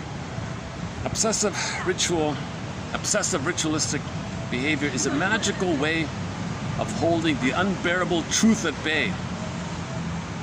Okay, again, obsessive ritualistic thinking is a magical way of holding the unbearable truth at bay. The unbearable truth, mother's hypocrisy. She says, "Oh, my mother knows best. I know what I'm doing. You don't know what you're talking about, baby. I'm right. You're wrong. I'm right. Mother knows best. You don't feel that. You don't need that. There's something wrong with you. I'm right. You're wrong. But mother, I feel pain here. You're wrong." Gaslights. Unbearable truth. So the baby takes refuge with obsessiveness, that implosion of affect, obsessive thinking, and that's a defense against how it is that there's a link between thinking and feeling. Okay, sensate and syntax leads to experiential knowing or true cognition, experiential knowing. He doesn't want true cognition. He doesn't want experiential knowing. So fragment the thinking, then you won't get the feeling, and the feeling's pushed down, and the thinking fragments. Then that's a defense against unbearable truth. She says. Once again. What happened? Where is it? Obsessive ritualistic behavior is a magical way, or a way, or defensive way, of holding the unbearable truth at bay. Yeah. All right, next one here. Also by Woodman. Still there? Oh, jeez. All right, next one here. In loving the abandoned child within herself. In loving the abandoned child within herself, a woman becomes pregnant with herself. Okay, so her book is called Virgin Birth. Oh yeah, this is the virgin birth idea. Okay, why don't I give you this? Why don't I move? Hold on a second. Let's do this. Okay, let's just hang on here for a bit.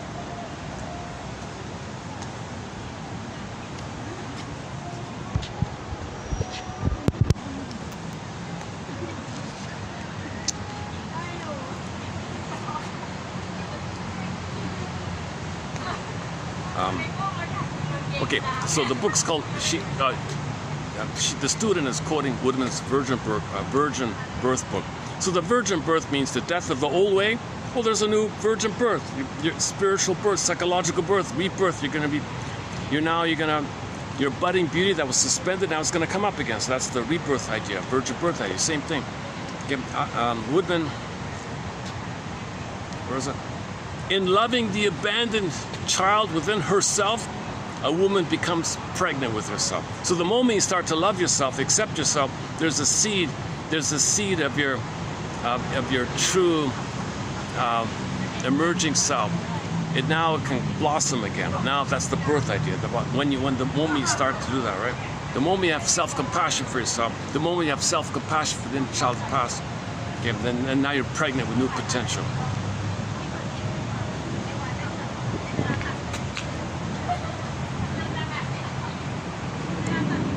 Yeah, so the child, her mother didn't nourish, she will now nourish.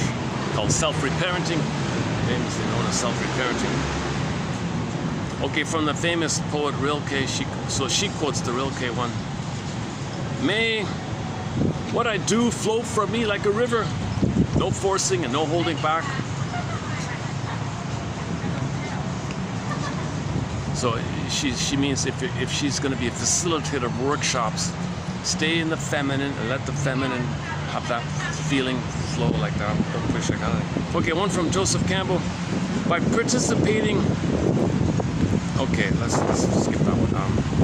Okay, so one about the indigenous people. Let's skip that one. Next one here. Oh, Soul on Deck. That's a fun one. One of the most calming. Okay, it's really building up. Let's kind of go here on this side. Let me check something. Oh, let me go to my backup spot. Yeah, hang on. Oh, that's busy over there. Oh, Jesus.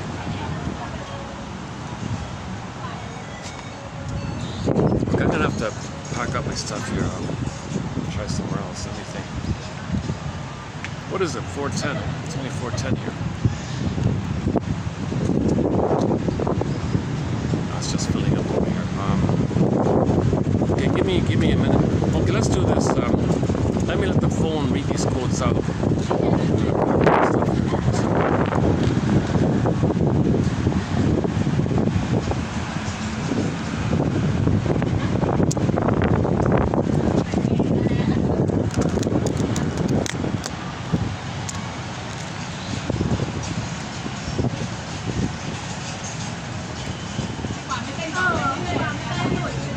My inner child was running the show.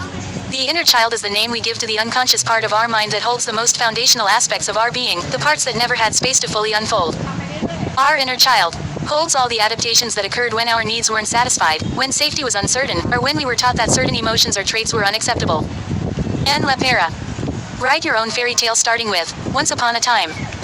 And it came to pass that I was born into the kingdom of. Once upon a time a woman sat down at an old oak desk to write. Single quote. Marie-Louise von Franz says fairy tales portray the land of the soul. Every fairy tale can be symbolically explored as an image of a single psyche.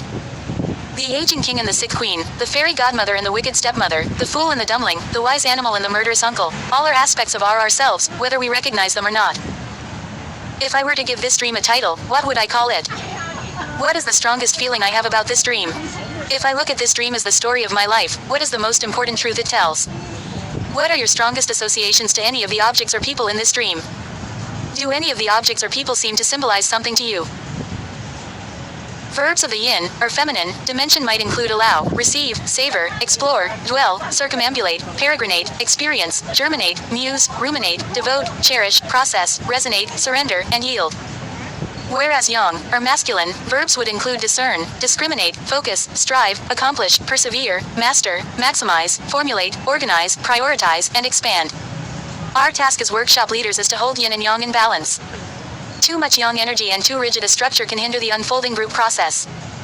Too much yin energy and too loose a frame, and you end up with what Marion Woodman used to describe as feminine soup, where no one feels the shape of what is unfolding and the container leaks. We teach through who we are. Invite your participants to stand in a large circle so that everyone has space to move freely. Start the music. Begin by allowing your body to move to the music. Everyone in the circle mirrors you with her own movement for a minute or two, depending on the size of the group. Then turn to the person on your left and pass the metaphorical baton to her. Continue this until everyone has had a chance to take the lead and the baton has come back to you. The circle warm-up is playful and revealing. Unexpected aspects of participants' personalities often come forward in their movement. It also gives everyone the chance to experience moving in new and unaccustomed ways as they mirror the movement of everyone else in the group. Shadow material often appears when we feel tired and depleted, overwhelmed, or when something has triggered a complex. We have to carry the projection until she is ready to take it back, until she can see those same positive qualities within herself. What is the drop of blood I will have to sacrifice to let go of the past? Woodman writes, birth is the death of the life we have known. The old map is useless in new country. Single quote. How have I abandoned the child in me in order to please those around me? Until the abandoned soul is allowed to return from exile, there is no possibility of physical or spiritual peace. M. Woodman, what does this mean to me? Woodman describes the overweight woman's body as a defense against the world. Sorting of the seeds, a daily process of ruthless honesty that allows us grain by grain to discover our being. I have found that individuals tend to repeat the pattern of their own actual birth every time life requires them to move on to a new level of awareness. M. Woodman, what do I know about my own birth process? M. Shiwi. Obsessive ritualistic behavior is a magical way of holding the unbearable truth at bay. In loving the abandoned child within herself, a woman becomes pregnant with herself. The child her mother did not nourish, she will now nourish. M. Woodman. May what I do flow from me like a river, no forcing and no holding back. M. Real Beth. By participating in a ritual.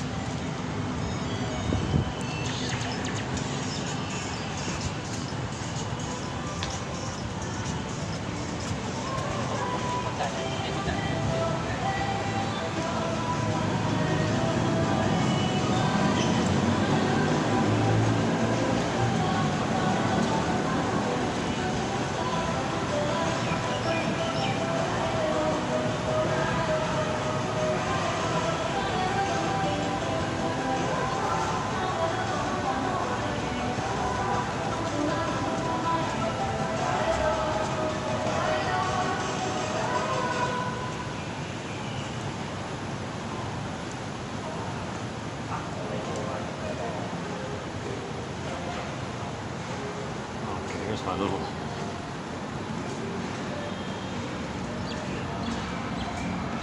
little backup spot here.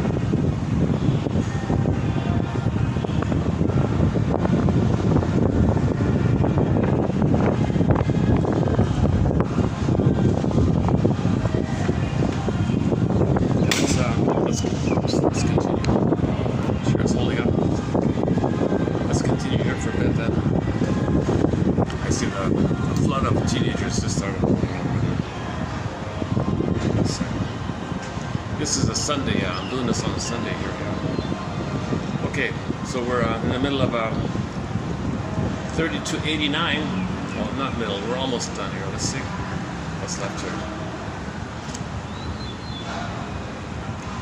People blossom in the surroundings of a woman who is in the right relationship with herself, because then she is rather like the positive mother goddess who makes corn grow.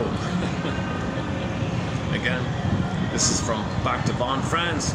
People blossom in the surroundings of a woman who is in the right relationship with herself, because then she is rather like the positive mother goddess who makes corn grow. I don't have the rest of the quote, but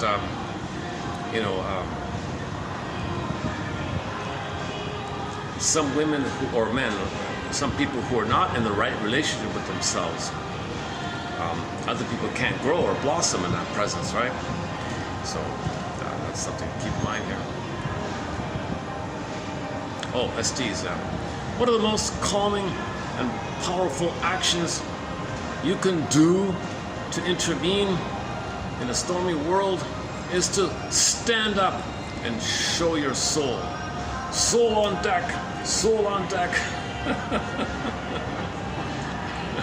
Just that phrase, huh? Soul on deck shines like gold in the dark times. So think about someone you like who speaks, or someone you see out there who's in some kind of right relationship with themselves. So that's their soul is on deck, and that's the gold. That's the gold for everyone. Like the Von Franz one, people blossom in the surroundings of a person who is in the right relationship with themselves. If it's a woman, she's kind of like a positive goddess who makes the corn grow.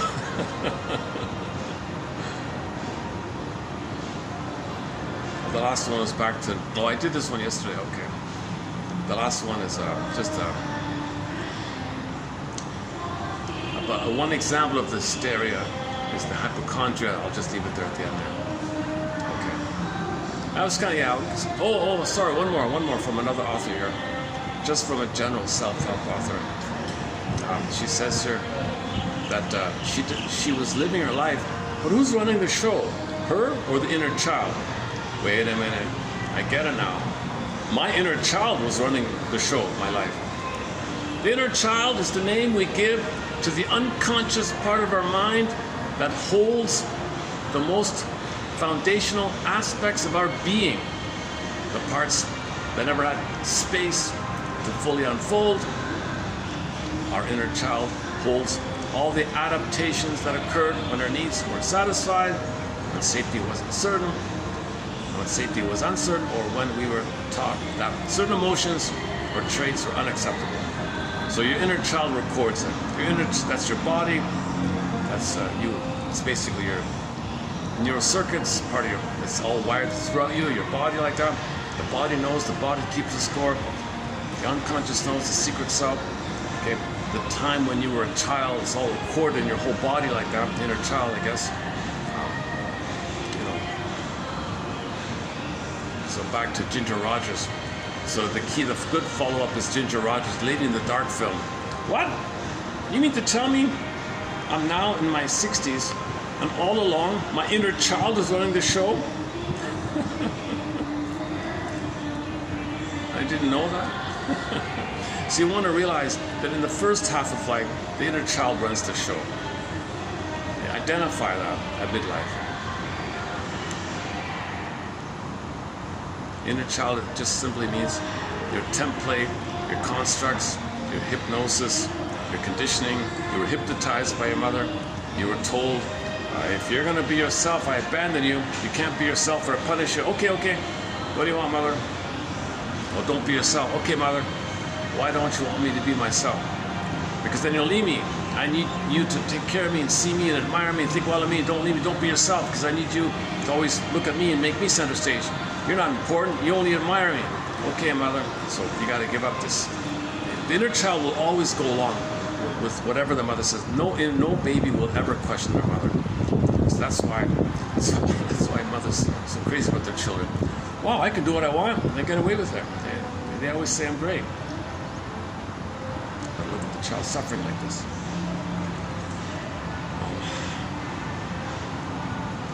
Okay. Is that it here? How are we doing with the time?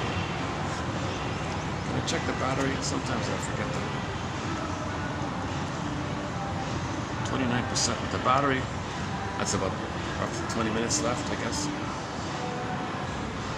So let's wrap this up in about 15 minutes, I guess.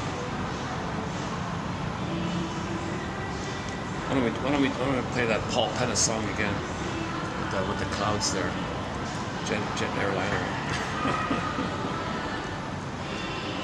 I guess.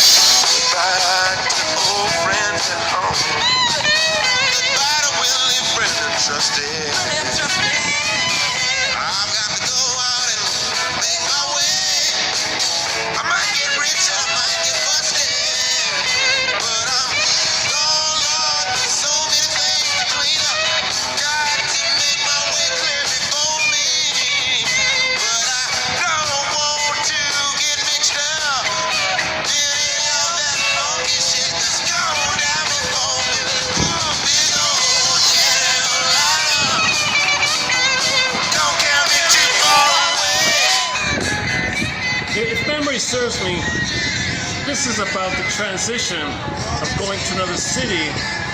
He's freaking out. Take me back, jet airplane. Take me back. Separation, transition from one place to another place. He's flying. Wait a minute, take me back. So that's like the memory of the womb to the land, transition. Oh my God, I'm flying. I feel anxious. Take me back.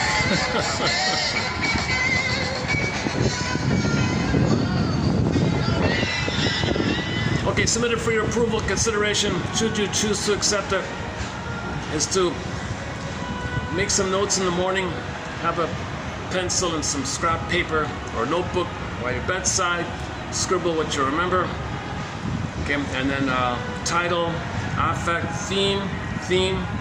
I like how she put the theme. Imagine that dream sequence is sort of like basically your life. What's it saying to you? How does it go again? If I look at this dream as the story of my life, what is the most important truth it tells? Okay, that's the theme. It's usually the main thing you're working with. It's attachment trauma, relational trauma. It's usually some kind of relational theme like that. So you're going to be aware of your attachment style, your grief style. Your attachment style and your grief style are linked. So, okay, and then associations. What are your strong associations to any of the objects or people of the dream? Do any of the objects or people seem to symbolize something to you? What's the strongest emotion in this dream? If I were to give this dream a title, what would I call it? These dreams are from the soul, from the land of the soul. Think of it like a fairy tale. So submit it for your approval. Okay, interpret your dream in the morning, or just make some notes about your dream in the morning. Treat it like respecting your soul. Thank you, soul. Thank you to your soul. Thank you to your inner child of the past, communicating to you. It's part of the innate drive for healing. It's a biological process that we're trying to heal via consciousness. Right? Once again, if you're not aware that your inner child or your unconscious determination is the puppet master, the puppet master is running the show. If you're not aware that the puppet master, your inner child of the past, your imprints, traumatic scripts are running the show, you see?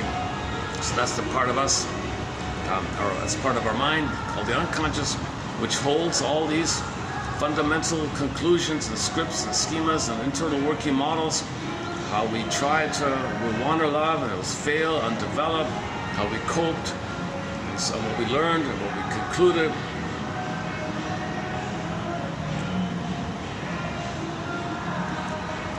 Okay, make your own fairy tale. I was born into the kingdom of...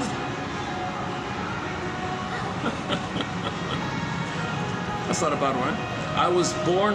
I don't remember any fairy tales beginning like that. I was born into the kingdom of... So what's your first, don't censor it. What really came up the first time you heard that? I was born into the kingdom of... Oh, Jesus. But it's a start. You gotta start somewhere, right? And then go from there. Okay,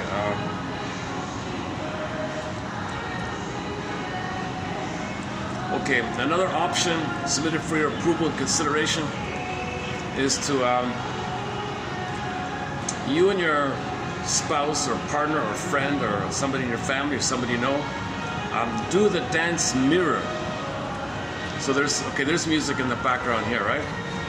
Oh, geez, what is it? Is it 10 or 20? 20. Okay, I've only got like 10 minutes left here. All right. Or unless I can. Sure. What time is it? I could continue a little bit longer if I dig up the battery. Should we just start to wind it down here or keep around on for a bit?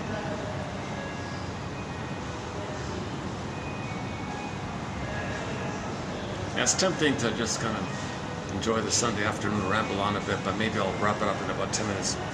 Okay, is the music exercise you talked about here. So take turns. So flip a coin. Who starts? Okay.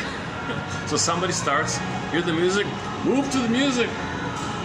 Just move freely, and your partner mirror. Just mirror, not mock, not make fun of, nothing like that. Just mirror. See if they can feel what you're feeling and follow you and mirror you, and you observe how they're mirroring you. You might get a little inclination about yourself, and that person who's doing the mirroring might learn some new feelings for themselves as well.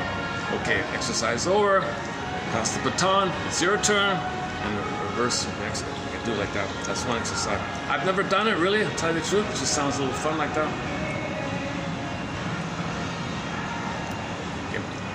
Okay, and then what else?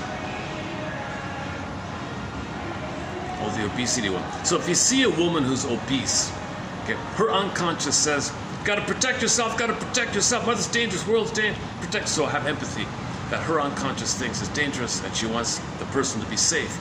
So obesity means safety, so have some empathy that their unconscious is running the show.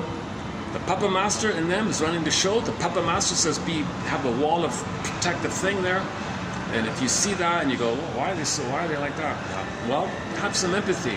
They want safety. The inner child in them wants safety, wants protection. Come on, I want protection. So have some empathy like that. And then follow that up with Roger Gould's book called Shrink Yourself. Or you can type in the collection here. Gould, Roger Gould. I've got the quotes in here as well.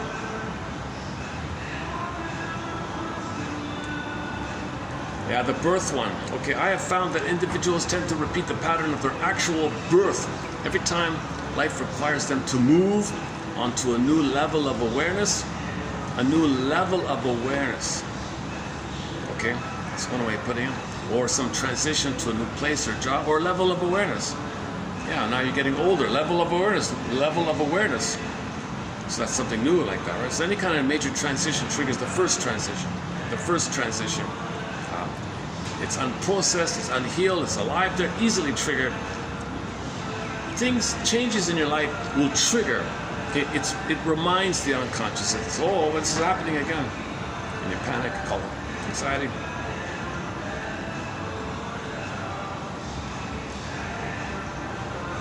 Soul on deck. Well, let's close up with this one here. People blossom in the surroundings of a woman who is in the right relationship with herself, because then she is rather like the positive mother goddess who makes corn grow.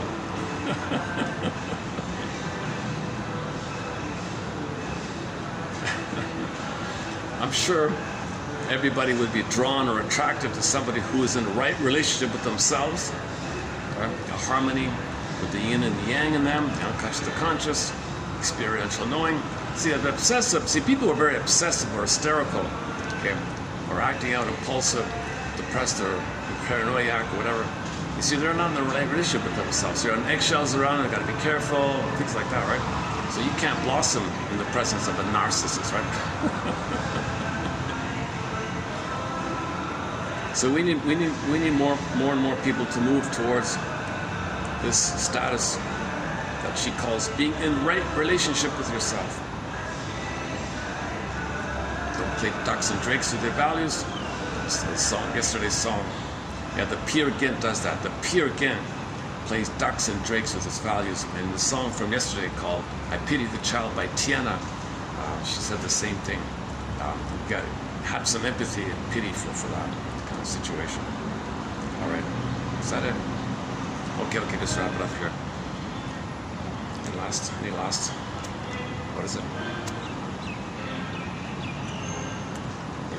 Maybe 5 minutes, still 5 minutes. Actually, maybe there's some, although the quotes below, hang on. The quotes below today's batch has some fun stuff in it. Hang on. We're posting today, so what I did was a preview run of 3289, but this video is actually 3259, right? Let's see. And in it, we've got some quotes from about the therapy process, just some like tips or something like that.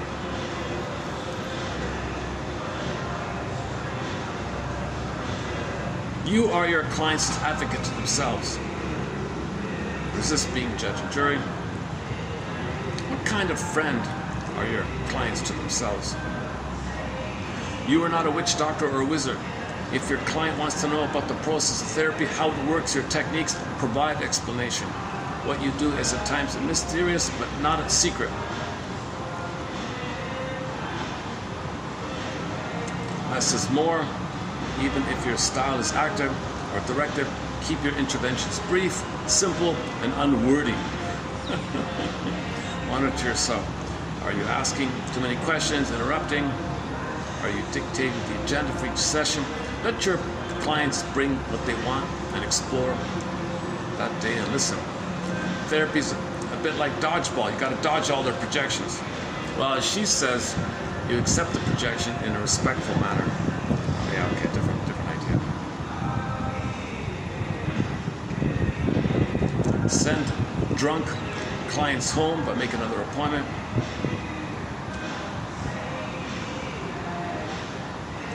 Invite your clients to ask themselves this question: what would 9 out of 10 people feel in my situation?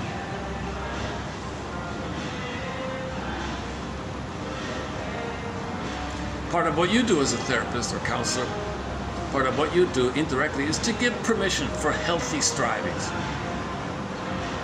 Always admit when you don't know something, and when you're wrong. Doing so models openness, fallibility, and vulnerability. What roles do your clients play in their families?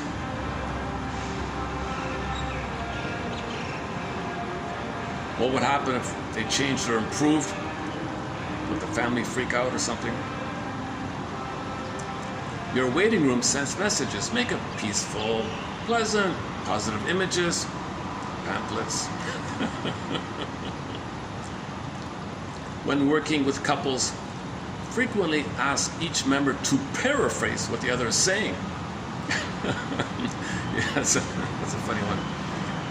He says something, well, can you paraphrase what he said? It's something totally different.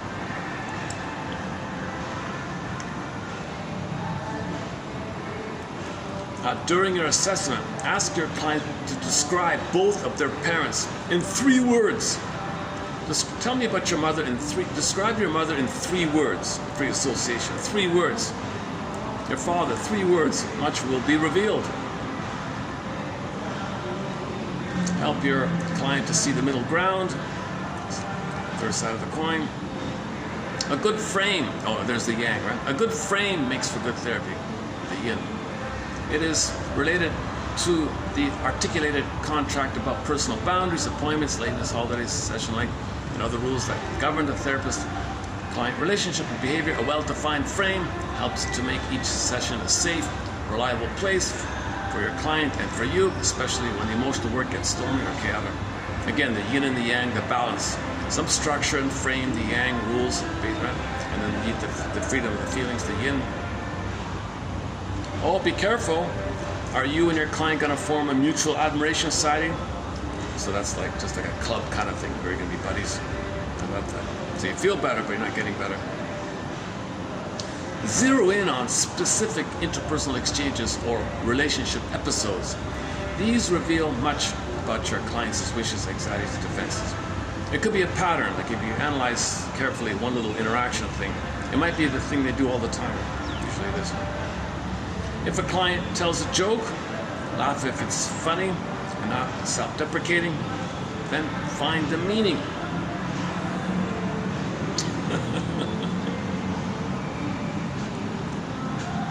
Your job is to see the good in people. Explore with your clients the ways their workplace mirrors their family dynamics. Phone's beeping on me. Okay, I got like 3 minutes left here. All right. Explore with your clients the ways their workplace mirrors their family dynamics. What familiar role are they playing? If you don't like the client, it's not going to work. But these clients might tell you something about yourself as well. Okay, I'll just leave it there. Okay, they're posted below. There's a few more there as well. Okay, submitted for your approval and consideration. I'll see you in the next video.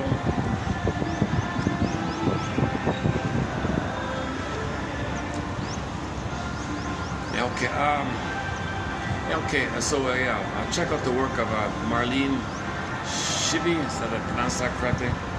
She's like retired. She posted like a memoir, some kind of notes like that. So she's promoting her what might be her last book, I guess. I'm not sure. She's got a few other kind of notebooks like that. I'm not sure how relatable, because she's probably has a wealthy billionaire husband kind of thing, and she just does these fun little things and self-improvement.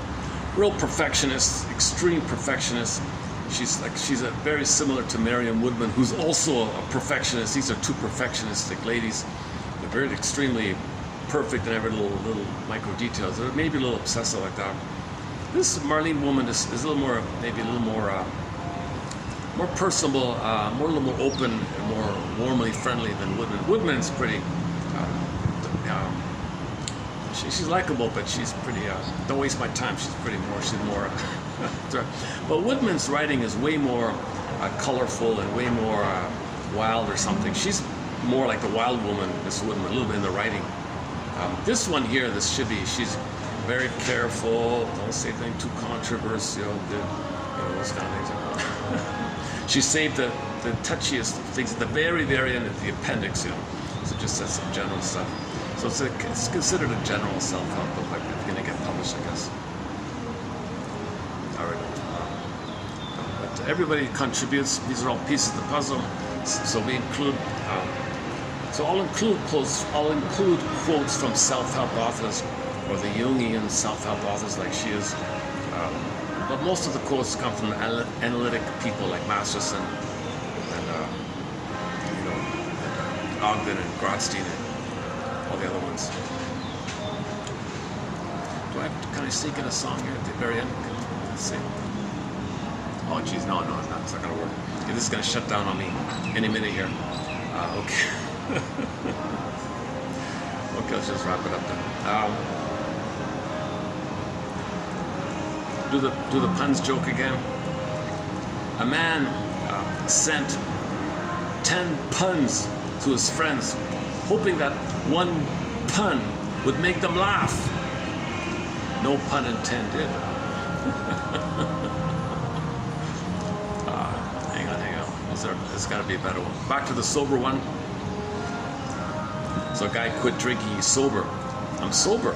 Son of a bitch, everything's real now. Okay, I'm missing it here. I want to end on a fun note like this. Usually at the end of the videos, I scramble around for something fun, or music, or a song, or a bird, or a stray cat, or a pretty view or something. Do I have anything on me here? So I'll just leave it like this for today, before my camera shuts out on me here. What's 5Q plus 5Q? You're welcome. Okay, see you in the next video.